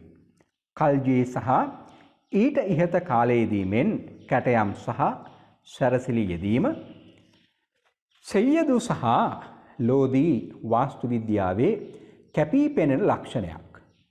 මෙකල ආරම්භ වුණු බුබුලාකාර වහල දෙකක් සහිත සමාධි ඉදිකිරීමේ සම්ප්‍රදාය මෝගල් කාල පරිච්ඡේදයේදී බහුල වශයෙන් අනුගමනය කරනු ලැබුවා. සෙය්‍යදු කාලයේ එකතු වුණු තවත් නවාංගයක් නම් කුඩා පෞද්ගලික පල්ලි තැනීමයි. මේවා ප්‍රමාණයෙන් කුඩා වීම නිසා නොයෙක් පිළිවෙලේ වාස්තු විද්‍යාත්මක වූ අත්හදා බැලීම් සඳහා සුදුසු වුණා. බරා ගුම්බද් පල්ලිය මේට හොඳ නිදර්ශනයක්. මෙකල ඉදිකරවන ලද විශිෂ්ටතම ගොඩනැගිල්ල මොත්කි මස්ජිද් යනුවෙන් හඳුන්වනවා. සිකන්දර් ලෝදිගේ වසීර්වරයා විසින් කරවන ලද මෙය තරමක විශාල මෙන්ම කලාත්මක නිර්මාණයක්. කුඩා බරා ගුම්බද් පල්ලියේ විද්‍යමාන නොයෙක් නවාංග මෙහිදීද දකින්නට පුළුවන්. 16 වැනි සතවර්ෂයේදී ගොඩනංවන ලද ජමාලි පල්ලිය සහ ෂේර්ෂාගේ බිලායි කුහ්න කුයන් හල් හයන්න නයන්න පල්ලිය ලෝදී සහ මෝගල් සම්ප්‍රදාය එකතු කරන ප්‍රධාන පුරුකක් ලෙස සලකන්නට පුළුවන්. දැන් මම ඊළඟට බලාපොරොත්තු වෙනවා වාස්තු විද්‍යාව ප්‍රාදේශීය සම්ප්‍රදායන් එහෙමත් නැත්නම් ප්‍රාදේශීය රාජධානි යටතේ කුමන ආකාරයෙන්ද ඩෙවලොප්මන්ට් එකක් එහෙමත් නැත්නම් සංවර්ධනයක් උනේ කියන එක පිළිබඳව විස්තරයක් කරන්නට. ඉන්දු මුස්ලිම් වාස්තු විද්‍යාවේ පෝෂණයටද එහි විකාශනයට සහ විවිධත්වයටද බොහෝ දුරට ඉවහල් වුණේ ප්‍රාදේශීය සම්ප්‍රදායන්. ප්‍රාදේශීය ස්වාධීන මුස්ලිම් රාජ්‍යයන් බිහිවන විට මුස්ලිම් ආධිපත්‍යයේ ස්වභාවය තරමක් හෝ වෙනස් වී තිබුණා. දිල්ලියට වඩා ප්‍රාදේශීය වශයෙන් ඒ ප්‍රදේශයට තරමක් හෝ ආවේනික වූත් විකාශය වූත් වාස්තු විද්‍යාත්මක සම්ප්‍රදා එකල පැවතීමද ප්‍රාදේශීය මුස්ලිම් නිර්මාණයන්ගේ විශිෂ්ටත්වයට සහ කලාත්මක භාවයට බලපෑවා. දැන් මම මුලින්ම ප්‍රාදේශීය මුස්ලිම් රාජධානි සහ ප්‍රාදේශීය හින්දු රාජධානි පිළිබඳව සාකච්ඡාවට භාජනය කළා. ඒ සාකච්ඡා කරනකොට ඒ රාජ්‍යන්වල දේශපාලනික ඉතිහාසය පිළිබඳවත් ඔබට කරුණු ගෙනහැර දැක්වා. දැන් ඒ යටතේ ඒ කාල පරිච්ඡේදයන් වල ඒ රාජධානි තුල වර්ධනය වුණු වාස්තු විද්‍යාව පිළිබඳව තමයි කතා කරන්නේ. පළමුවෙන්ම කාශ්මීරය සම්බන්ධයෙන් අවධානය යොමු කරනකොට ආරම්භයේදී කාශ්මීර මුස්ලිම් ගොඩනැගිලි සඳහා දිල්ලි රාජ්‍යයෙන් එතෙක් පැවති හින්දු සහ බෞද්ධ ගොඩනැගිලිවල වෙනස්කම් ඇති කරලා ඒවා සකස් කර ගැනීම සිදු වුණා. මුල් කාලයේ පැවති ගලින් ගොඩනැගිලි ඉදිකිරීම සම්ප්‍රදාය අභාවයට ගොස් පසුව ඒ සඳහා දැව යොදා ගැනීම බහුල වශයෙන් කෙරුණා. ඒ කෙසේ වෙතත් මුල් මුස්ලිම් ගොඩනැගිලි සඳහා ගලින් කළ ඒවා මෙන්ම පසුව දැවෙන් සාදන ලද ඒවාද ප්‍රයෝජනයට ගෙන තිබෙනවා. පැරණි ගොඩනැගිලි වලට අලුතින් මුස්ලිම් කැටයම් සැරසිලි සහ වහල එකතු කිරීම සිරිත වුණා. මෙහිදී හින්දු මෙන්ම මුස්ලිම් නවාංග හොඳට සංයෝග වී තිබෙනවා. විශේෂයෙන් නොයෙක් විසිතුරු කැටයම් සහ අලංකාර වහල සඳහා දැව යොදා ගැනීම අතින් කාශ්මීර ශිල්පීන් විශිෂ්ට සාමාර්ථයක් දැක්වුවා. කාශ්මීර ගොඩනැගිලි අතර විශේෂ තැනක් හිමිවන්නේ සයින් උල් ආබ්දීන් විසින් කළ ගොඩනංවන ලද මන්දනී සමාධියට සහ පල්ලියට. තවත් එවැනි නිර්මාණයක් නම් ජාමි මස්ජිද් සහ ෂා හමදාන්ගේ පල්ලියයි. මේවා ඉතාමත්ම සිත්කලු ගොඩනැගිලි ලෙස සඳහන් කරන්නට පුළුවන්. සින්ද් සහ මුල්තාන් රාජධානි පිළිබඳව අවධානය යොමු කරනකොට 8 වෙනි සතවර්ෂයේ සිට සින්ද් සහ මුල්තානය මුස්ලිම්වරුන් සතුව පැවතුණා. මෙහි ඇති සමහර ගොඩනැගිලිද එතරම්ම පැරණි. මුහම්මද් බින් කාසිම් විසින් ගොඩනැං වූ පල්ලිය සහ සමකාලීන තවත් පල්ලියක නටබුන් ඉතිරි වී තිබෙනවා. ෂා යූසුෆ් උල් ගර්දීසිගේ පල්ලියත් බහ උල් හාබිගේ සමාධිය සහ ශම්ස් උද්දීන්ගේ සමාධියත් මුල්තානයේ ගොඩනැගිලි අතර ප්‍රධාන වෙනවා. 1320 කාලය තුල ගියාසුද්දීන් තුග්ලුක් විසින් පර්සියානු ක්‍රමයට අනුව ගොඩනංවන ලද රුකන් ආලම් සමාධිය මලවුන් සඳහා කරවන ලද විශිෂ්ටතම ස්මාරකයක් බව විචාරකයින්ගේ අදහස වෙනවා. ඊළඟට ගුජරාටය පිළිබඳව අවධානය යොමු කරනකොට ඊ타මත්ම පුරාතන සහ දියුණු වාස්තු විද්‍යාත්මක සම්ප්‍රදායක් තිබුණු ප්‍රදේශයක් ලෙස ගුජරාටය සඳහන් කරන්නට පුළුවන්. එහි පෝෂණයට දේශීය මෙන්ම විදේශීය ආභාසයන්ගේ සංකලනය මුල් වුණා. එයට මුස්ලිම් සම්ප්‍රදායන් එක්වීම නිසා එහි සංකීර්ණ භාවය තව තවත් වැඩි දියුණු වුණා. ඒ කෙසේ වෙතත් ගුජරාට වාස්තු විද්‍යාවේ කැපී පෙනෙන ලක්ෂණය වන්නේ විවිධ සම්ප්‍රදායන්ගේ මනා සංකලනයයි. ගුජරාටයේ තරම් සාර්ථක අන්දමින් මෙය අන් කිසි ප්‍රදේශයක සිදු වී නැති බව විචාරකයින්ගේ අදහසයි. ගුජරාටයේ මුස්ලිම් ගොඩනැගිලි ගලින් කරන ලද ඒවා. එහෙත් කැටයම් සහ සැරසිලි සඳහා දැව බහුල වශයෙන් යොදාගෙන තිබෙනවා. මෙහි ඇති සියුම් මෙන්ම මනස්කාන්ත කැටයම් සහ සැරසිලි සමාන ಭಾರತ මුස්ලිම් නිර්මාණයන් අතර අග්‍රගණ්‍ය ලෙස සැලකෙනවා.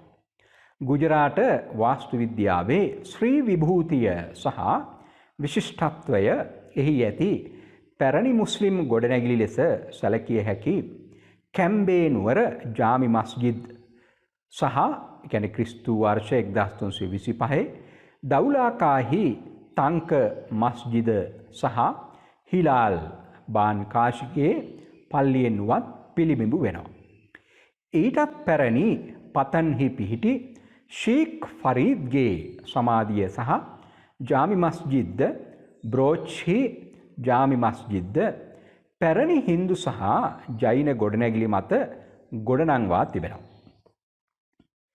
දැන් මේවායේ ඉන්දීය ස්වරූපය කැපී පෙනෙනවා.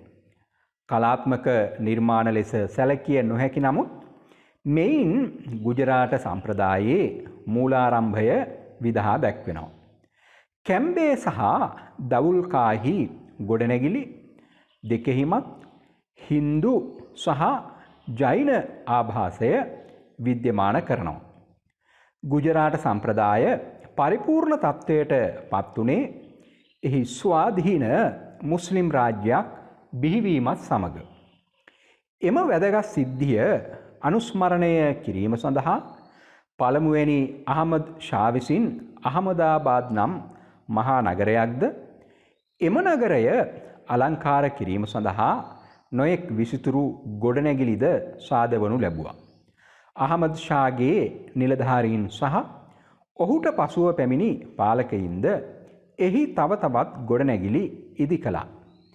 එසේ කිරීමෙන් එකම සුරපුරක් බවට පත්වුණු අහමදාබාදය එදා හින්දුස්ථානයේ පමණක් නොව සමහර වෙලාවට සමස්ත ලෝකයේම තිබුණු අලංකාර නගරයේ බව ෆිරිෂ්තාගේ නිගමනයයි. අහමද් ෂා විසින් සොන්ගාර්, දෝහද් සහ අහමද් නගර නම් පෞරව නගර කිහිපයක්ද කරවනු ලැබුවා. අහමදාබාදයේ ඇති විශිෂ්ටතම වාස්තු විද්‍යාත්මක නිර්මාණය අහමද් ෂා ගොඩනැංවූ ජාමි මස්ජිද්. එහි විකාශයට ඊට කලින් කරවන ලද අහමද් ෂාගේ අහමදාබාද් පල්ලිය සහ කැම්බේ මස්ජිද් බලපාන්නට ඇතැයි සලකනු ලබනවා. ඒ කෙසේ වෙතත් අහමද් ෂාගේ ජාමි මස්ජිද් ආසියාවේ ඇති අති ශෝභමාන මුස්ලිම් පල්ලිය බව විචාරකයින්ගේ නිගමනයයි. බටහිර ඉන්දියාවේ පමණක් නොව මුළු මහත් ඉන්දියාවේ මුස්ලිම් වාස්තු විද්‍යාවේ ඇති උත්කර්ෂවත් බව එයින් දැක්වෙන බව පර්සි බ්‍රවුන්ගේ පිළිගැනීමයි. මෙම පල්ලිය කුළුණු 260ක් මත ගොඩනගා තිබෙනවා. වටකුරු වහල 15කින් සමන්විතයි. අලංකාර වූත් පුළුල් වූත් නොයෙක් අංගෝපාංගයන්ගෙන් සැදුම් ලද උස් ප්‍රාසාද මුඛයෙන්ද එම පල්ලිය විරාජමානව පවතිනවා. මීට පසුව කරවන ලද බොහෝ පල්ලිවලට මෙය ගුරු වූ නමුත් කලාත්මක භාවයෙන් මෙය පැරදවීමට නොහැකි වී තිබෙනවා. සමකාලීන හයිබත් ખાන්ගේ පල්ලිය ගුජරාට මෙන්ම ෆිරෝස් ෂා කාලයෙහිදී දිල්ලියේ තිබුණු බලපෑම් වලින් යුක්තයි. සෙය්යදු ආලම්ගේ පල්ලියද තවත් හොඳ නිර්මාණයක්. අහමදාබාදයේ පිටනගරයේ ප්‍රධාන දොරටුව තීන් දර්වාෂා නමින් හඳුන්වනවා. එය විශාල ආරුක්කු 3කින් යුක්ත මහා ద్వාරයක්. මෙයද අහමද් විසින් කරවන ලද්දක් යයි සිතනු ලබනවා. එහි ඉහළ කොටසේ පිහිටි කවුළු 3කින් සහ නොයෙකුත් තැන ඇති කැටයමින් එහි ශෝභාව වැඩි වී තිබෙනවා. අහමද් ෂාට පසුව රජවුණු මුහම්මද් ෂා සහ කුතුබ් උද්දීන් විසින් ගොඩනංවන ලද ගොඩනැගිලි කලාත්මක බවින් පෙරකී රජතුමාගේ නිර්මාණයන් වලට සමානයි. අහමද් ෂාගේ සමාධියේ සහ රාණි කා හුජ්රා සමාධිවල වැඩනිම කරවන ලද්දේ මුහම්මද් විසින්. ගුජරාට සමාධි කෙරෙහි බොහෝසේ බලපා ඇත්තේ ඉහතකී අහමද් ෂාගේ සමාධියයි. සර්කේජ්හි කරවන ලද ශික් අහමද් කත්‍රිගේ සමාධිය දිල්ලියේ කූවත් උල් ඉස්ලාම් පල්ලියමෙන් ගොඩනැගිලි සමූහයක කේන්ද්‍රස්ථානය වුණා.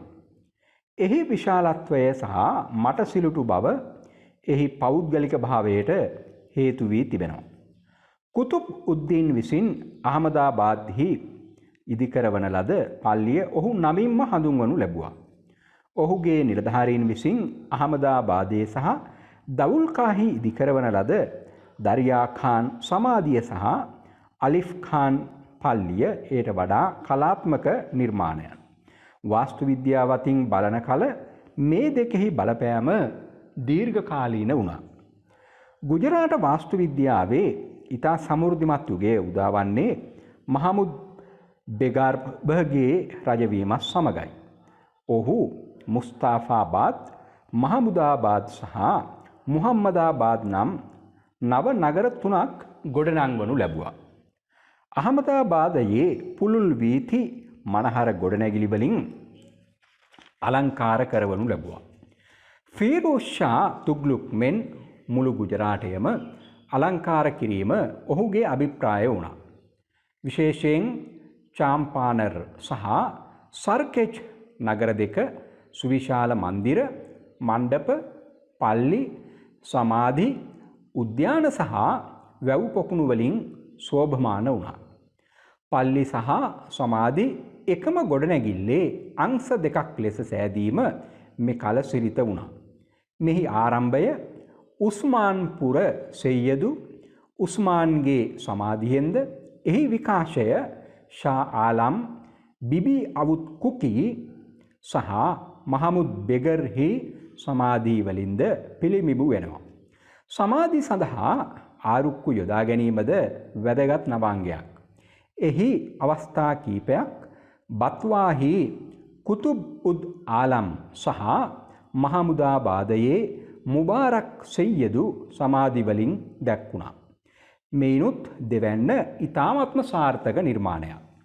සෙය්යදු උස්මාන් පල්ලිය කුළුණු සහිත මහා මණ්ඩපයක් ලෙස දිස්වෙනවා.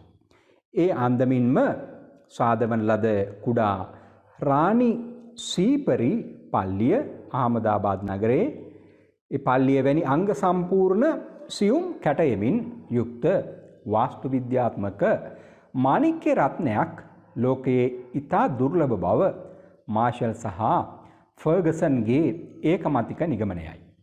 හැඩහුරුකමින් සීපරි පල්ලියට සමාන එහෙත් කලාත්මක බවින් අඩු තවත් ගොඩනැගිල්ලක් නම් ෂාකුබ් සෙය්යදු පල්ලියයි. අහමදාබාදයේ මියාන් ખાන් චිස්ති පල්ලිය සහ එහිම ඇති බීබී අවුත් කුකී පල්ලියද එක හා සමානයි. විශිෂ්ට කැටයමින් හෙබි කලාත්මක නිර්මාණයන් ලෙස සැලකිය හැකි ගොඩනැගිලි කිහිපයක් නම් මුහාෆීස් ખાන් පල්ලිය, බයි හරීර් පල්ලිය සහ රාණී රූපාවතී පල්ලියත් සඳහන් කරන්නට පුළුවන්. සියුම් කැටයම් අතින් සදානුස්මරණීය වන්නේ අහමදාබාදයේ සදී සෙය්යදුගේ චාම් පල්ලියයි. මෙහි දැකිය හැකි ඉතා දර්ශනීය මෙන්ම චිත්තාකර්ශනීය ලියකම් සහ රුක්කම් වලින් ගුජරාට ශිල්පීන්ගේ දක්ෂකම් ලොවට ප්‍රකාශ කෙරෙනවා. 1484 දී මුහම්මද් බෙගර්භ විසින් අල්ලා ගන්නා ලද චාම්පානර් බලකොටුව එතැන් සිට ඔහුගේ දෙවැනි අගනුවර බවට පත් වුණා. මෙහිද නොයෙක් මාදිලියේ ගොඩනැගිලි සාදවනු ලැබුවා. මෙහි ඇති ජාමි මස්ජිද් අහමදාබාද් ජාමි මස්ජිද් අනුව කරවන ලද්දක්. මෙහි අංගෝපාංග මනාව සංයෝග වී නැතත් එහි ඇති පියකරු කැටයම් සහ සැරසිලි නිසා ඒ අඩුපාඩුව බොහෝ දුරට මැකී ගොස් තිබෙනවා. බෙගර්භ කාලයේ සාදවන ලද වාච් හෙවත් පඩි සහිත ලිං හින්දු රජුන් දවස කරවන ලද ලිං වලට වඩා කලාත්මක අන්දමින් සහ නවාංගයන්ගෙන් යුක්තව නිර්මාණය කර තිබෙනවා. ලිං වටා කුඩා විවෘත මණ්ඩපද, ලිං අතර සක්මන් මාර්ගද, පඩි කිහිපයෙන් කිහිපයට එල්ලෙන මණ්ඩපද තිබෙනවා. අහමදාබාදයේ ඇති බායි හරීර්ගේ වාච් සහ අදාලජ්හි වාම්ද විශේෂයෙන් සඳහන් කළ හැකි. ගුජරාට ගොඩනැගිලි සියල්ලක්ම පාහේ දක්ෂ ಭಾರತೀಯ ශිල්පීන් විසින් සාදා ඇති බව විචාරකයින්ගේ පිළිගැනීමයි. එම ගොඩනැගිලිවල ඇති විශේෂයෙන් මුස්ලිම් යයි දැක්විය නොහැකි නොයෙක් අංගෝපාංග සහ කැටයම් සහ සැරසිලි ක්‍රම එයට සාක්ෂි වශයෙන් දක්වන්නට පුළුවන්. මුස්ලිම් වරුන්ට ආවේනික වුණු අංගයන් ලෙස සැලකිය හැක්කේ මිනරත්, ආරුක්කු සහ වටකුරු වහල සහිත ගර්භ පමණයි. එහෙත් ගුජරාට ගොඩනැගිලිවල වඩා කැපී පෙනෙන්නේ වෙනත් අංගයන්. කලාත්මක බව රැකී ඇත්තේද ඒවායෙහි. මිනරත් වැනි නුපුරුදු නවාංගයන්ගෙන් මිදීමටගත් වෙහෙස මෙම ගොඩනැගිලි පරීක්ෂාවෙන් බලන විට විද්‍යමාන වෙනවා. සාදා ඇති මිනරත් පවා මිටි බරගතියක් දක්වනවා. කල්යත්යත් ගුජරාට වාස්තු විද්‍යාවේ හින්දු ආභාසය වැඩි දියුණු වූ අතර බෙගර්භගේ අවසාන කාලයේදී එය පිටු දැකීමට පියවරගෙන ඇති බවද හැඟී යනවා. ජවුන්පූර් ප්‍රාදේශීය රාජ්‍ය සියවසකට අඩු කාලයක් පැවති ජවුන්පූර් රාජ්‍යයේ බහුල වශයෙන් කරවන ලද ගොඩනැගිලි බොහොමයක් ලෝදී රජතුමා විසින් කඩා බිඳ දමනු ලැබුවා. ඒ නිසා ජවුන්පූර් වාස්තු විද්‍යාවේ දියුණු ස්වභාවය සිතාගත හැක්කේ මෙතෙක් ඉතිරි වී ඇති ගොඩනැගිලි කිහිපයෙන් පමණයි. 14 වැනි සියවස තුග්ලුක් රජවරුන් දවස ගොඩනැං වූ පල්ලියක සහ කොටුවක නටබුන් ඉතිරි වී ඇතත් කලාත්මක වශයෙන් ඒවායෙහි කිසිදු වැදගත්කමක් නැහැ. ජවුන්පූර් ගොඩනැගිලි අතර මුදුන් මල්කඩ ලෙස සැලකෙන අතල මස්ජිදයට මුල්ගල තබන ලද්දේ 1377. එහෙත් එය නිම වුණේ 1408 දී පමණ. අතල දේවී දේවාලයක් තිබුණු තැන මෙය සාදා තිබෙනවා. දෙවොලේ කොටස්ද ප්‍රයෝජනයට අරගෙන තිබෙනවා. පල්ලිය ඉදිරියේ ඇති කොටස් තුනකින් යුක්ත අතිවිශාල ප්‍රාසාද මුඛය මෙහි ඇති විශේෂ අංගයක්. එය පැරණි මිසර දේවස්ථානයන්ගේ ප්‍රාසාද මුඛයන් සිහියට නංවනවා. පල්ලියේ සෙසු කොටස් තුග්ලුක් වාස්තු විද්‍යාවට නෑකම් කියනවා. කෙසේ වෙතත් මෙහි තරමක හෝ පෞද්ගලිකත්වයක් විද්‍යාමානයි. සෙසු ජවුන්පූර් ගොඩනැගිලි සඳහා ආකෘතිය වුණේත් මෙයයි. අතල මස්ජිද් සාර්ථක වාස්තු විද්‍යාත්මක නිර්මාණයක් ලෙස සැලකෙන්නේ නැහැ. 1430 දී පමණ ඉබ්‍රාහීම් ෂා ශර්බී විසින් කරවන ලද ජාන්ජ්හිරි මස්ජිද්හි ඉතිරිව ඇත්තේ ප්‍රාසාද මුඛයේ කොටසක් පමණයි. එයද අතල මස්ජිදයට සමාන වන්නට ඇති. ප්‍රාසාද මුඛය මනහර කැටයමින් ගැවසී තිබෙනවා. කාලිස් මුක්ලිස් මස්ජිද් චාම් සාමාන්‍ය ගොඩනැගිල්ලක්. අතල මස්ජිදයට සමාන තවත් ගොඩනැගිල්ලක් ලෙස සඳහන් කරන්නට පුළුවන් ලාල් දර්වාෂා මස්ජිද්. 1470 දී හුසේන් ෂා ශර්බී විසින් කරවන ලද ජාමි මස්ජිද් විශාල මෙන්ම අති උදාර නිර්මාණයක්. එයද අතල මස්ජිදයට සමාන වෙනවා. ජවුන්පූර් ගොඩනැගිලිද ಭಾರತೀಯ ශිල්පීන්ගේ කෘතීන් ලෙස සැලකෙනවා. වාස්තු විද්‍යාව අතින් තුර්කි සහ මෝගල් සම්ප්‍රදායන් අතර යුගයක් මේවායින් පිළිඹු වෙනවා. මීළඟට මම අවධානය යොමු කරනවා බෙන්ගාලය පිළිබඳව. 13 වෙනි සතවර්ෂයේ සිට බෙන්ගාලය මුස්ලිම් ආධිපත්‍ය යටතේ පැවති නමුත් එහි මුස්ලිම් වාස්තු විද්‍යාව ආරම්භ වුණේ ඊට කාලයකට පසුවයි. බොහෝ අවස්ථාවන්හි මෙහි ස්වාධීන මුස්ලිම් පාලනයක්ද පැවතුණා. එමෙන්ම බෙන්ගාලය පාල රාජ්‍ය කාලය වැනි සංස්කෘතික වශයෙන් ප්‍රබෝධමත් කාල පරිච්ඡේදයන්ට හිමිකම් කිව්වා. මෙහි කලා ශිල්ප සම්ප්‍රදා දියුණු තත්ත්වයක පැවතුණා. එසේ තිබියදීත් මුස්ලිම් පාලනය පැවති කාලයේදී විශිෂ්ට වාස්තු විද්‍යාවක් බිහි වී විකාශය නොවීම පුදුමයට කාරණයක්. සමහර වෙලාවට උණලීයෙන් සහ ඉංජිනේරු ගලින් ගොඩනැගිලි සෑදීම එහි මුස්ලිම් වාස්තු විද්‍යාවේ විකාශයට සහ දේශීය ඌරුවට හැඩගැසීමට බාධකයක් වන්නට ඇති. ඒ කෙසේ වෙතත් තරමක හෝ සාර්ථක සහ කලාත්මක ගොඩනැගිලි ඉදිකිරීමට බෙන්ගාල පාලකයින් සහ ශිල්පීන් සමත් වූ බව පෙනී යනවා. බක්තියාර් කල්ජි විසින් හින්දු සහ බෞද්ධ ගොඩනැගිලි කඩා බිඳ දමනු ලැබීම පිළිබඳවත් පල්ලි, මද්‍රාසා, අම්බලම් සහ වෙනත් ගොඩනැගිලි ඉදිකරනු ලැබීම පිළිබඳවත් සමකාලීන වාර්තාවන් වල සඳහන් වෙනවා. ඉවාස් හෙවත් සුල්තාන් ගියාස් උද්දීන්ද ඉහත කී දෙයට සමාන ගොඩනැගිලි කර වූ බව කියවෙනවා. එහෙත් මේවායේ නටබුන් පවා ඉතිරි වී නැහැ. මෙතෙක් ඉතිරි වී ඇති පැරණිතම මුස්ලිම් ගොඩනැගිලි 14 වැනි සතවර්ෂයේ මධ්‍ය භාගයෙන් පසුව සාදවන ලද ඒවා. බෙන්ගාල ගොඩනැගිලි නිම කර ඇත්තේ කිහිපාකාරයකින්.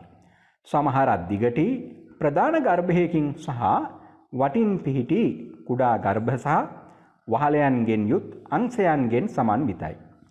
තවත් සමහරක් චතුරස්‍රාකාරයි. එකම වටකුරු වහලයකින් නිම වී තිබෙනවා. දිගටි හැඩයෙන් සහ වටකුරු වහල කිහිපයකින් සකස් වී ඇති තවත් කොටසක්. අවසාන වශයෙන් එක් වහලයකින් සහ තුන් පැත්තකින් පිල් සහිත ගොඩනැගිලි කීපයක්ද යනාදී වශයෙන් චතුරු වර්ගයක් දකින්නට පුළුවන්. මේවා එකිනෙකින් විකාශයට පත් වූ සම්ප්‍රදාය හසරත් පාණ්ඩුවා නම් ස්ථානයේ ඇති ආදීන ජාමි මස්ජිද්, ගබුර්හි ගුණමන්ත් පල්ලිය සහ දරස්බාරී පල්ලියත් මුලින් කී වර්ගයට ඇතුළත් වෙනවා. බොහෝ ලෙස ජරාවාස වී ඇති ආදීන ජාමි මස්ජිද් බෙන්ගාලයේ ඇති විශාලතම පල්ලියයි. බෙන්ගාල පාලක සිකන්දර් විසින් කරවන ලද එය එක පල්ලියක් නොව පල්ලි සමූහයක් එකට එක්වුවා වැනි. කොටස් වශයෙන් ගෙන බැලූ කල්හි මෙහි කිසිදු නවතම භාවයක් දකින්නට ලැබෙන්නේ නැහැ. ඒ කොටස් අතර සම්බන්ධයක් හෝ ගැළපීමක් නොමැතිවීම එහි ඇති ප්‍රධාන දුර්වලතාවයක්. මීට සමාන සැලැස්මකට අනුව ගොඩනංවා ඇති ගුණමන්ත් සහ දරස්බාරී පල්ලි ප්‍රමාණයෙන් කුඩා ඒවා. ඒවා බොහෝසේ ජරාවාසව පවතිනවා. හසරත් පාණ්ඩුවාහි එක්ලාබී සමාධිය එක් වටකුරු වහලයකින්ද චතුරස්‍රාකාරවද ගොඩනංවන ලද පළමු වැන්නයි. එහි ඇතුළත අටපට්ටම් හැඩයෙන් යුත් ගර්භයක්. මුළු ගොඩනැගිල්ලම මිටි බවක් හඟවනවා. මනහර කැටයමින් සරසා ඇතත් මෙය උදාරතර කලාත්මක නිර්මාණයක් ලෙස සැලකීමට බැහැ. ගබුර්හි චික මස්ජිද්, චෝටා පාණ්ඩුවා පල්ලිය, ගෝවල්දිහි පල්ලිය, මොල්ල සිම්ලා පල්ලිය, ගෝපාල් ගංජ් පල්ලිය, ගබුර්හි පිහිටි චම්කාත්ති සහ ලෝතාන් පල්ලි, khේරවුල් පල්ලිය සහ දෙබිකොත්හි රුකන් ખાન පල්ලියද වටකුරු වහලින් සහ චතුරස්‍රාකාරව ගොඩනංවා තිබෙනවා.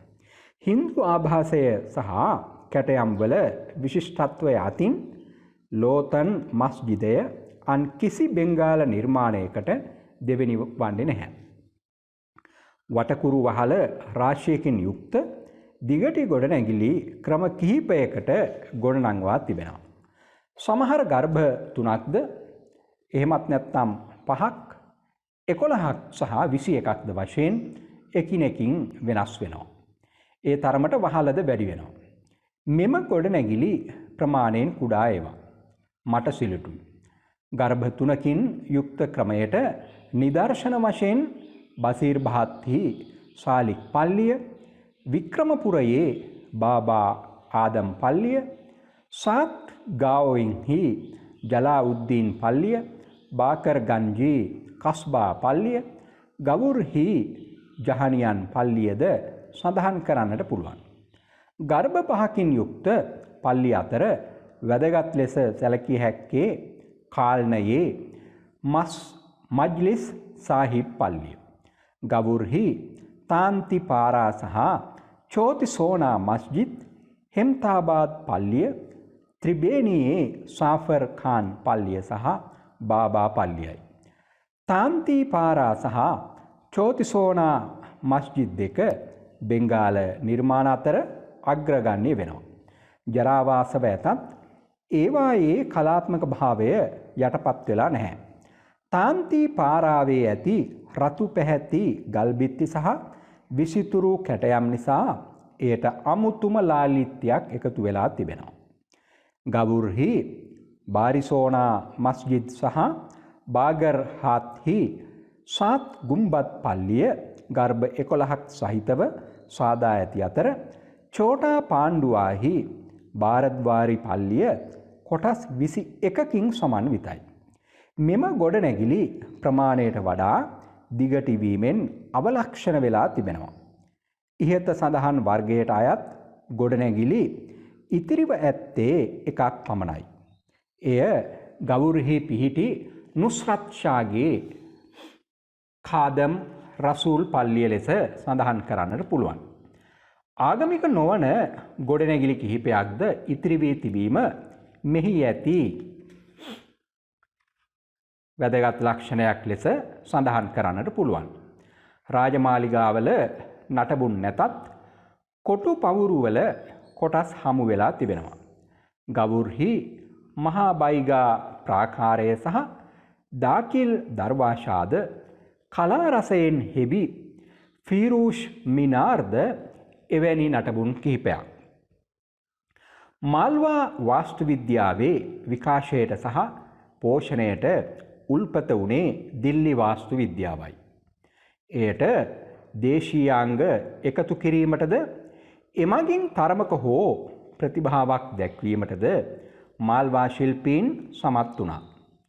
මාල්වා ගොඩනැගිලි බහුල වශයෙන් නැත්තේ මාණ්ඩු නුවර. ස්වාධීන මාල්වා රාජ්‍යයේ අගනුවර වුණේ මාණ්ඩු. මා යන්න මුර්ධජහල්නා යන්න ඩුයන්න. ඉන්දියාවේ පෞරව නගර අතර එය අද්විතීය ලෙස සැලකෙනවා. ආරම්භයේදී අන් ප්‍රදේශවල මෙන් මෙහිද හින්දු ගොඩනැගිලි මත හෝ ඒවායින් ලබාගත් කොටස් වලින් පල්ලි සහ සමාධි ගොඩනැගීම සිදු වුණා. ඒ හේතුවෙන් හින්දු බලපෑම කැපී පෙනුණා. කමල් මෞලා මස්ජිද්, ලාට් මස්ජිද් සහ දිල්වාර් ખાන් මස්ජිද් එවැනි ගොඩනැගිලි කිහිපයක්. සතපුම් 25ක් පමණ දික්කුණු මහා ප්‍රාකාරයකින් මාණ්ඩු කොටුව වට වී තිබෙනවා. කොටුව පිහිටා ඇත්තේ උස්බිමක. එය එදා තිබුණු ඊ타මාත්ම බල සම්පන්න ආරක්ෂා සහිත කොටුවක්. දසාතින් වැටී ඇති දුර්ග මාර්ග සඳහා කරවන ලද දොරටු 10ක් නිසා ඒ මහා බලකොටුවට කලාත්මක භාවයක් එකතු වී තිබෙනවා. කලින් කල කරවන ලද මෙම ద్వාර අතර ඊ타මාත්ම සම්භාවනීය මෙන්ම පැරණිතම ద్వාරය මහා දිල්ලි දර්වාශාවයි. තාරාපුර ద్వාරයට පසුව පසුකාලීනව එකතු කරන ලද කොටස් නිසා එහි මුල් ස්වරූපයේ පවා යටපත් වී තිබෙනවා. අතිවිශාල මාණ්ඩු කොටුව එදා නොයෙක් විසිතුරු ගොඩනැගිලි වලින් ගැවසීගත් නමුත් අද එයින් ඉතිරිව ඇත්තේ කිහිපයක් පමණයි. එයිනුත් පැරණිතම ගොඩනැගිල්ල දිල්වාර් ખાන් ගෝරි පල්ලියයි. හින්දු ගොඩනැගිලි වලින් තෝරාගත් කොටස් වලින් එය නිර්මාණය වී තිබෙනවා. මෙහි ඇති උත්කර්ෂවත් මෙන්ම අති උදාර නිර්මාණය ජාමි මස්ජිද්.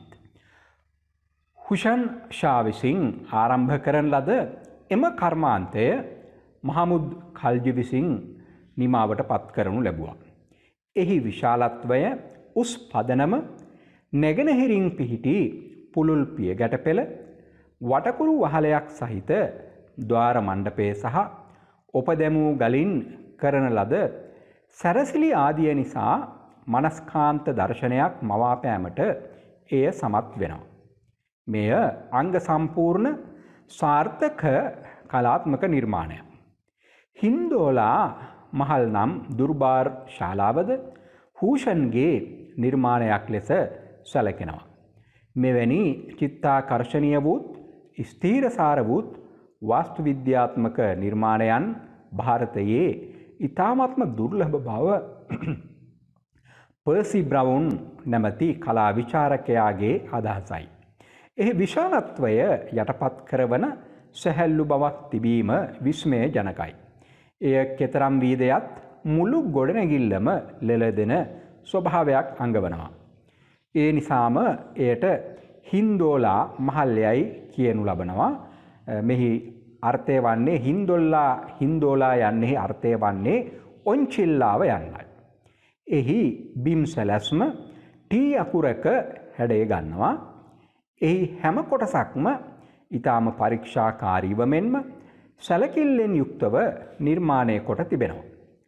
ඇතුළත ඇති සුන්දරත්වයෙන් සහ පිටත දැකිය හැකි උදාර ගරුගාම්භීරත්වයෙන් සිත් සතන් ප්‍රබෝධ වෙනවා. ජාමි මස්ජිදයට ඉදිරියෙන් පිහිටි අශ්රෆී මහල් නම් ගොඩනැගිල්ල මද්‍රාසකින්ද මහමුද් ඛල්ජිගේ සමාධියෙන්ද හෆත් මන්සිල් නම් ජයස්තම්භයෙන් සහ තවත් ගොඩනැගිලි රාශියකින්ද සෑදුනා. ජාමි මස්ජිදයට පිටුපසින් ඇති හූෂන් ෂාගේ සමාධිය නව සම්ප්‍රදායක් ඉදිරිපත් කරනවා.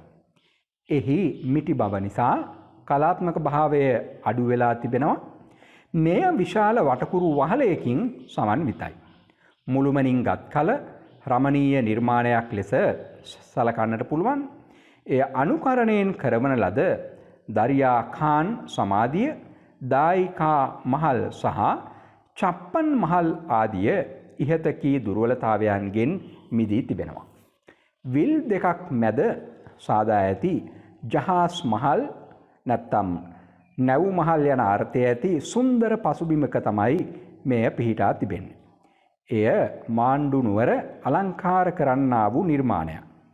එහි ඇති ආරුක්කු, පහළ මණ්ඩප, ආකාශ මණ්ඩප, ජල පුෂ්ප සහ තටාක නිසා එහි ඇති ආනන්ද ජනක භාවය වැඩි දියුණු වී තිබෙනවා. ඉතා දර්ශනීය කඳු බැවුමක පිහිටා ඇති බාස් බහදූර් මාලිගය සහ එහි අසල ඇති රූපමතී මණ්ඩපයත් මෙහිදී නමින් සඳහන් නොකරන ලද තවත් ගොඩනැගිලි කිහිපයකුත් මාණ්ඩු නුවර නොයෙකුත් තැන දකින්නට ලැබෙනවා. ඛාන් දේශය සම්බන්ධයෙන් අවධානය යොමු කරනකොට මහා රාජ්‍ය වලින් වටවුණු සුළු රාජ්‍යයක් වුණු ඛාන් දේශයේ පිහිටීම ස්වාධීන වාස්තු විද්‍යාවක් බිහිවීමට හෝ විකාශයට ඉවහල් වුණේ නැහැ. ඛාන් දේශය කෙරෙහි වැඩි වශයෙන් පැවතුනේ මාල්වා ආභාසයයි. එහි මෙතෙක් ඉතිරි වී ඇති ගොඩනැගිලි දකින්නට ලැබෙන්නේ තාල්නර්හි සහ බුර්හාන්පුරයේ. දැනට බොහෝ ජරාවාස වී ඇති බාද්ෂාහි කිල නම් බුර්හාන්පූර් රාජකීය බලකොටුව පෙර කාලයෙහිදී විස්මය ජනක ගොඩනැගිල්ලක් වන්නට ඇති. තාල්නර් සමාධි මූලික වශයෙන් මාණ්ඩුහි හූෂන් ෂා සමාධිවලට සමාන වෙතත් වැදගත් විස්තරාත්මක වෙනස්කම් වලින්ද යුක්තයි. 1588 දී පමණ ගොඩනංවන ලද බුර්හාන්පූර් පල්ලි විශේෂයෙන් බිබී කී මස්ජිද් ගුජරාටයේ අහමදාබාද් ආභාසය තදින් හෙළි කරනවා. දැන් බහමනී රාජ්‍ය පිළිබඳව අවධානය යොමු කරනකොට මෙය දක්ෂිණ ಭಾರತೀಯ රාජ්‍යයක් වූ නමුත් වාස්තු විද්‍යාව අතින් එහි කැපී පෙනෙන්නේ දිල්ලි සහ පර්සියන් සම්ප්‍රදායන්ගේ බලපෑම. මේ ආකාරයට බහමනී වාස්තු විද්‍යාව කෙරෙහි දේශීය හෝ ප්‍රාදේශීය බලපෑම අඩුවීමට හේතු සාධක කිහිපයක්ම අනුමාන කරන්නට පුළුවන්. එනම් මුහම්මද් බින් තුග්ලුක්ගේ රාජ්‍ය කාලයේදී ඩෙකානයේ මුස්ලිම් ගොඩනැගිලි ඉදිකිරීම ආරම්භ වීම සහ පසුව ස්වාධීන වූ බහමනී රාජ්‍යයේ දීර්ඝ කාලයක් පැවතුණු පරදේශී බලපෑමත්.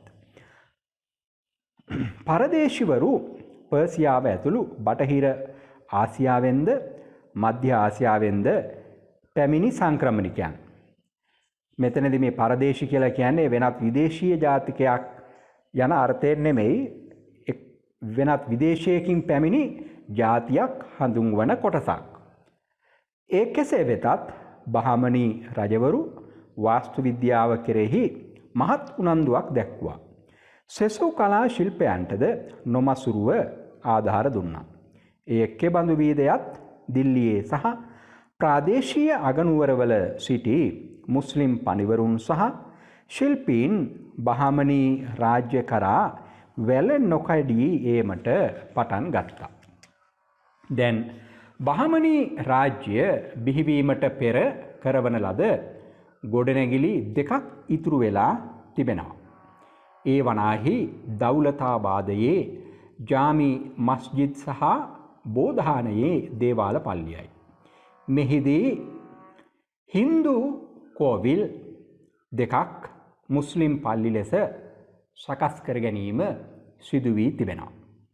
දෞලතාබාදය එලිච්පූර්, ගාවිල්ගාර්, නාර්නාල, මාහූර්, පරේන්ද්‍ර, නල්ද්‍රුප්, පන්හල, ගුල්බර්ග, කීදර්, වරංගල්, ගොල්කොණ්ඩ, මුද්ගල් සහ රයිචූරු වැනි මුස්ලිම් පෞරව නගර රාශියක් ඩෙකානයේ නොයෙක් තැන්වල ගොඩනංවනු ලැබ තිබෙනවා.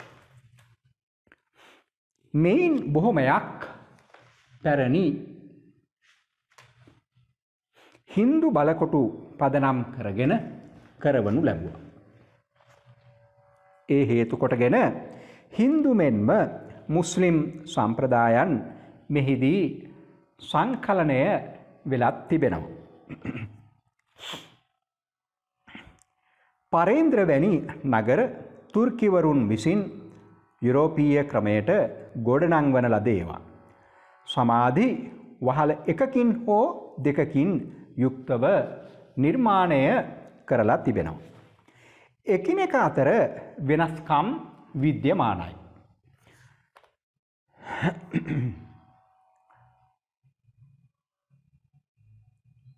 සුල්තාන් හසන්, මුහම්මද් ෂා, මුජාහිද් ෂා සහ දවුද් ෂා සමාධිය තුග්ලුක් සමාධි ක්‍රමය අනුගමනය කරමින් නිර්මාණය කරලා තිබෙනවා. 14 වැනි සතවර්ෂය අගභාගයේ කරවන ලද ගියාසුද්දීන්ගේ සමාධිය තරමක හෝ හින්දු ආභාසයක් පෙන්눔 කරනවා. එහි වැඩි දියුණු වීම ෆිරූස් ෂාගේ සහ ඔහුගේ පවුලේ සමාධි වලින් ප්‍රත්‍යක්ෂ වෙනවා. එහෙත් ඒ සමගම පර්සියානු සැරසිලි ක්‍රමද අනුගමනය කර තිබෙනවා. මුහම්මද් ෂා විසින් ගුල්බර්ගයේ කරවන ලද ෂාබසර් මස්ජිද් දිල්ලියේ ෆිරූස් ෂාගේ පල්ලි ක්‍රමයට නෑකම් කියන කුඩා ගොඩනැගිල්ලක් ලෙස සඳහන් කරන්නට පුළුවන්. ඔහුගේ ජාමි මස්ජිද් දිල්ලි මෙන්ම පර්සියන් වාස්තු විද්‍යාවට ණයගැති වෙනවා. සමහර වෙලාවට එය පර්සියන් ශිල්පීන්ගේ නිර්මාණයක් වෙන්නටත් පුළුවන්. එහි මටසිලුටු බවක් මෙන්ම උදාර භාවයක්ද දකින්නට ලැබෙනවා. බොහෝ වෙලාවට පසු කාලීන ඩෙකාන පල්ලිවල ආකෘති බවට පත් වුනේත් මෙයමයි.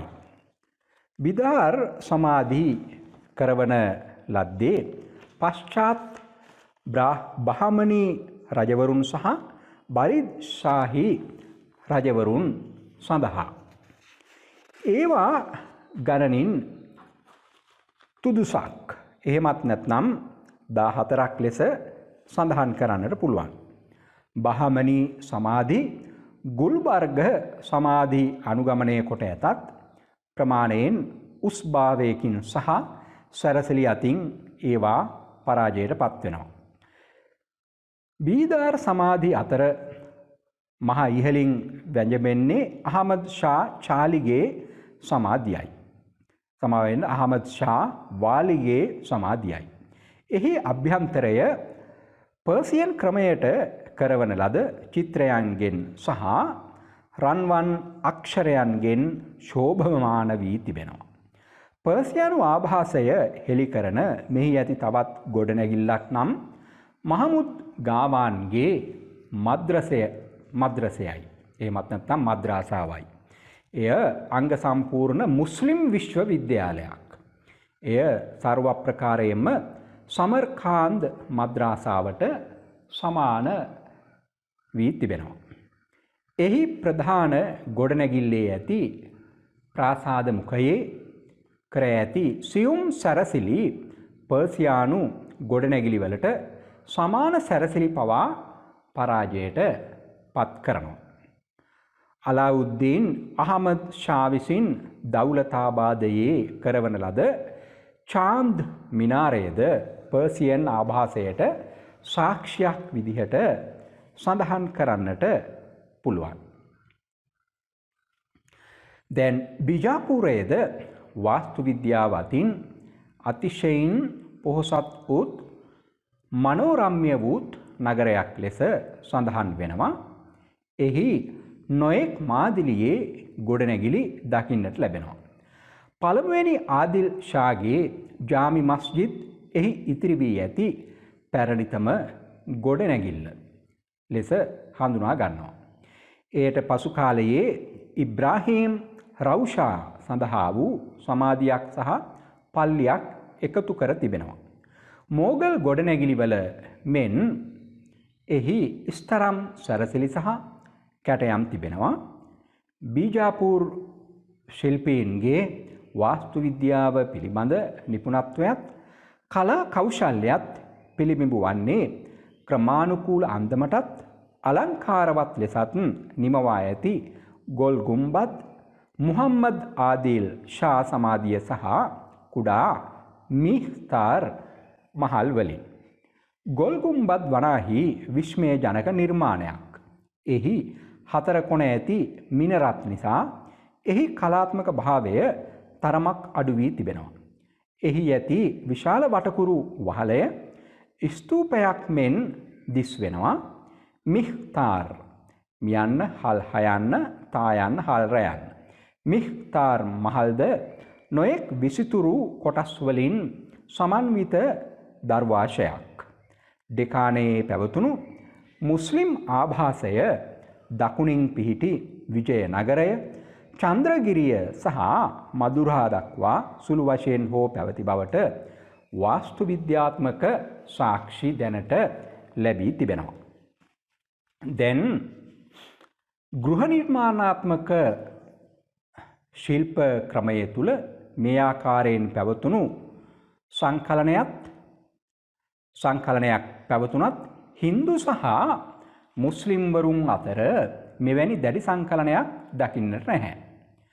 මුස්ලිම් ඉස්ලාම් ආගම වැළඳගත් හින්දුන් පවා දැඩි මුස්ලිම් භක්තිකයන් උනේ නැහැ. මේ අනුව ආගමික සහ සංස්කෘතිකාදී අංශවලින් සෑහෙන දුරට දෙපිරිස අතර සංකලනයක් දකින්නට ලැබුණත් දේශපාලනමය වශයෙන් පැවතුනේ බෙහෙදකාරී තත්ත්වයක්. මේ අවධියේදී හින්දු මුස්ලිම් සංකලනයෙන් අලුත් සමාජ සංස්ථාවක් ඇතිවීමත් විශේෂ ලක්ෂණයක්. බොහෝ දුරට මේ සමයේදී සමාජ සංස්කෘතීන් දෙකක් එකට හමු වූ අවස්ථාවක් ලෙස හඳුන්වලා දෙන්නට පුළුවන්. මේ නිසා විවිධ ආභාසයන් සහ සංකලනයන් දෙපාර්ශ්වය කෙරෙහිම බලපානු ලැබුවා. දැන් මේ තත්ත්වය නිසා මුස්ලිම්වරුන් තුල පැවතුණු සහෝදරත්වය පිළිබඳ අදහස්වල බලපෑම හින්දු සමාජයේ පැවතුණු දැඩි කුල බෙහෙදය කිසියම් තරමකින්වත් ලිහිල් වන්නට ඇතැයි සඳහන් කරන්නට පුළුවන්. අනෙක් අතට මුස්ලිම්වරුන්ද සහෝදරත්වය පිළිබඳ අදහස පිළිගනු ලැබුවත් හින්දු සමාජයේ පැවතුණු කුල බෙහෙදයේ බලපෑමෙන් මුස්ලිම්වරු අතර පවා යම් ආකාරයක සමාජ ස්ථරායනයක් සිදුවන්නට ඇති. මුස්ලිම්වරුන් ඉන්දියාවේ මුස්ලිම් චාරිත්‍ර වාරිත්‍ර ආදිය අත්හදා බැලීමට සූදානම් වුණා. ඊට පසුව මේ පිළිබඳව ඔවුන් විසින් අනුගමනය කළ ළමා විවාහ ආදී චාරිත්‍ර තවදුරටත් හින්දුවරුන් විසින් පවත්වාගෙන ගියා. භක්ති ව්‍යාපාරයෙන් ඇතිවුණු සංකලනයන් නිසා ආගම් දෙකම බලපෑමෙන් නව අදහස් රාශියක් ඇති වුණා. දෙවියන් ඉදිරියේ දෙපිරිසම සමානය වැනි අදහස් වර්ධනය වුණේ එහි බලපෑමෙන්. එමෙන්ම භාෂා ශාස්ත්‍රය පිළිබඳව ඇතිවුණු සංකලනයේදී ඉන්දියාවේ පැවති වෛද්‍ය විද්‍යාව, ගණිත ශාස්ත්‍රය වැනි විද්‍යාත්මක ක්‍රම අරාබීන් ඉන්දියාවේ සිය මුල් ප්‍රදේශවලට ගෙන ගිය අතර ඒවා නව මුහුණුවරකින් ඉන්දියාවට හඳුන්වා දීමට සිදු වුණා. ඒ නිසා හින්දු තාරකා ශාස්ත්‍රය, වෛද්‍ය විද්‍යාව ආදිය අරාබීන් ඉගෙනගත් අතර හින්දුන් විශේෂයෙන්ම කඩදාසි භාවිතයේ පිළිබඳ අවබෝධයක්ද අරාබීන්ගෙන් ලබා ගත්තා. දැන් මෙවැනි තත්ත්වයක් පැවතියත් අරාබීන් හින්දුන් මිත්‍යා දෘෂ්ටිකයින් ලෙස සැලකූ අතර මුස්ලිම්වරුන් පැමිණීමට පෙර හින්දුන් ලබා සිටි තත්ත්වය ඔවුනට නැති වී යන ආකාරයක් දකින්නට ලැබුණා.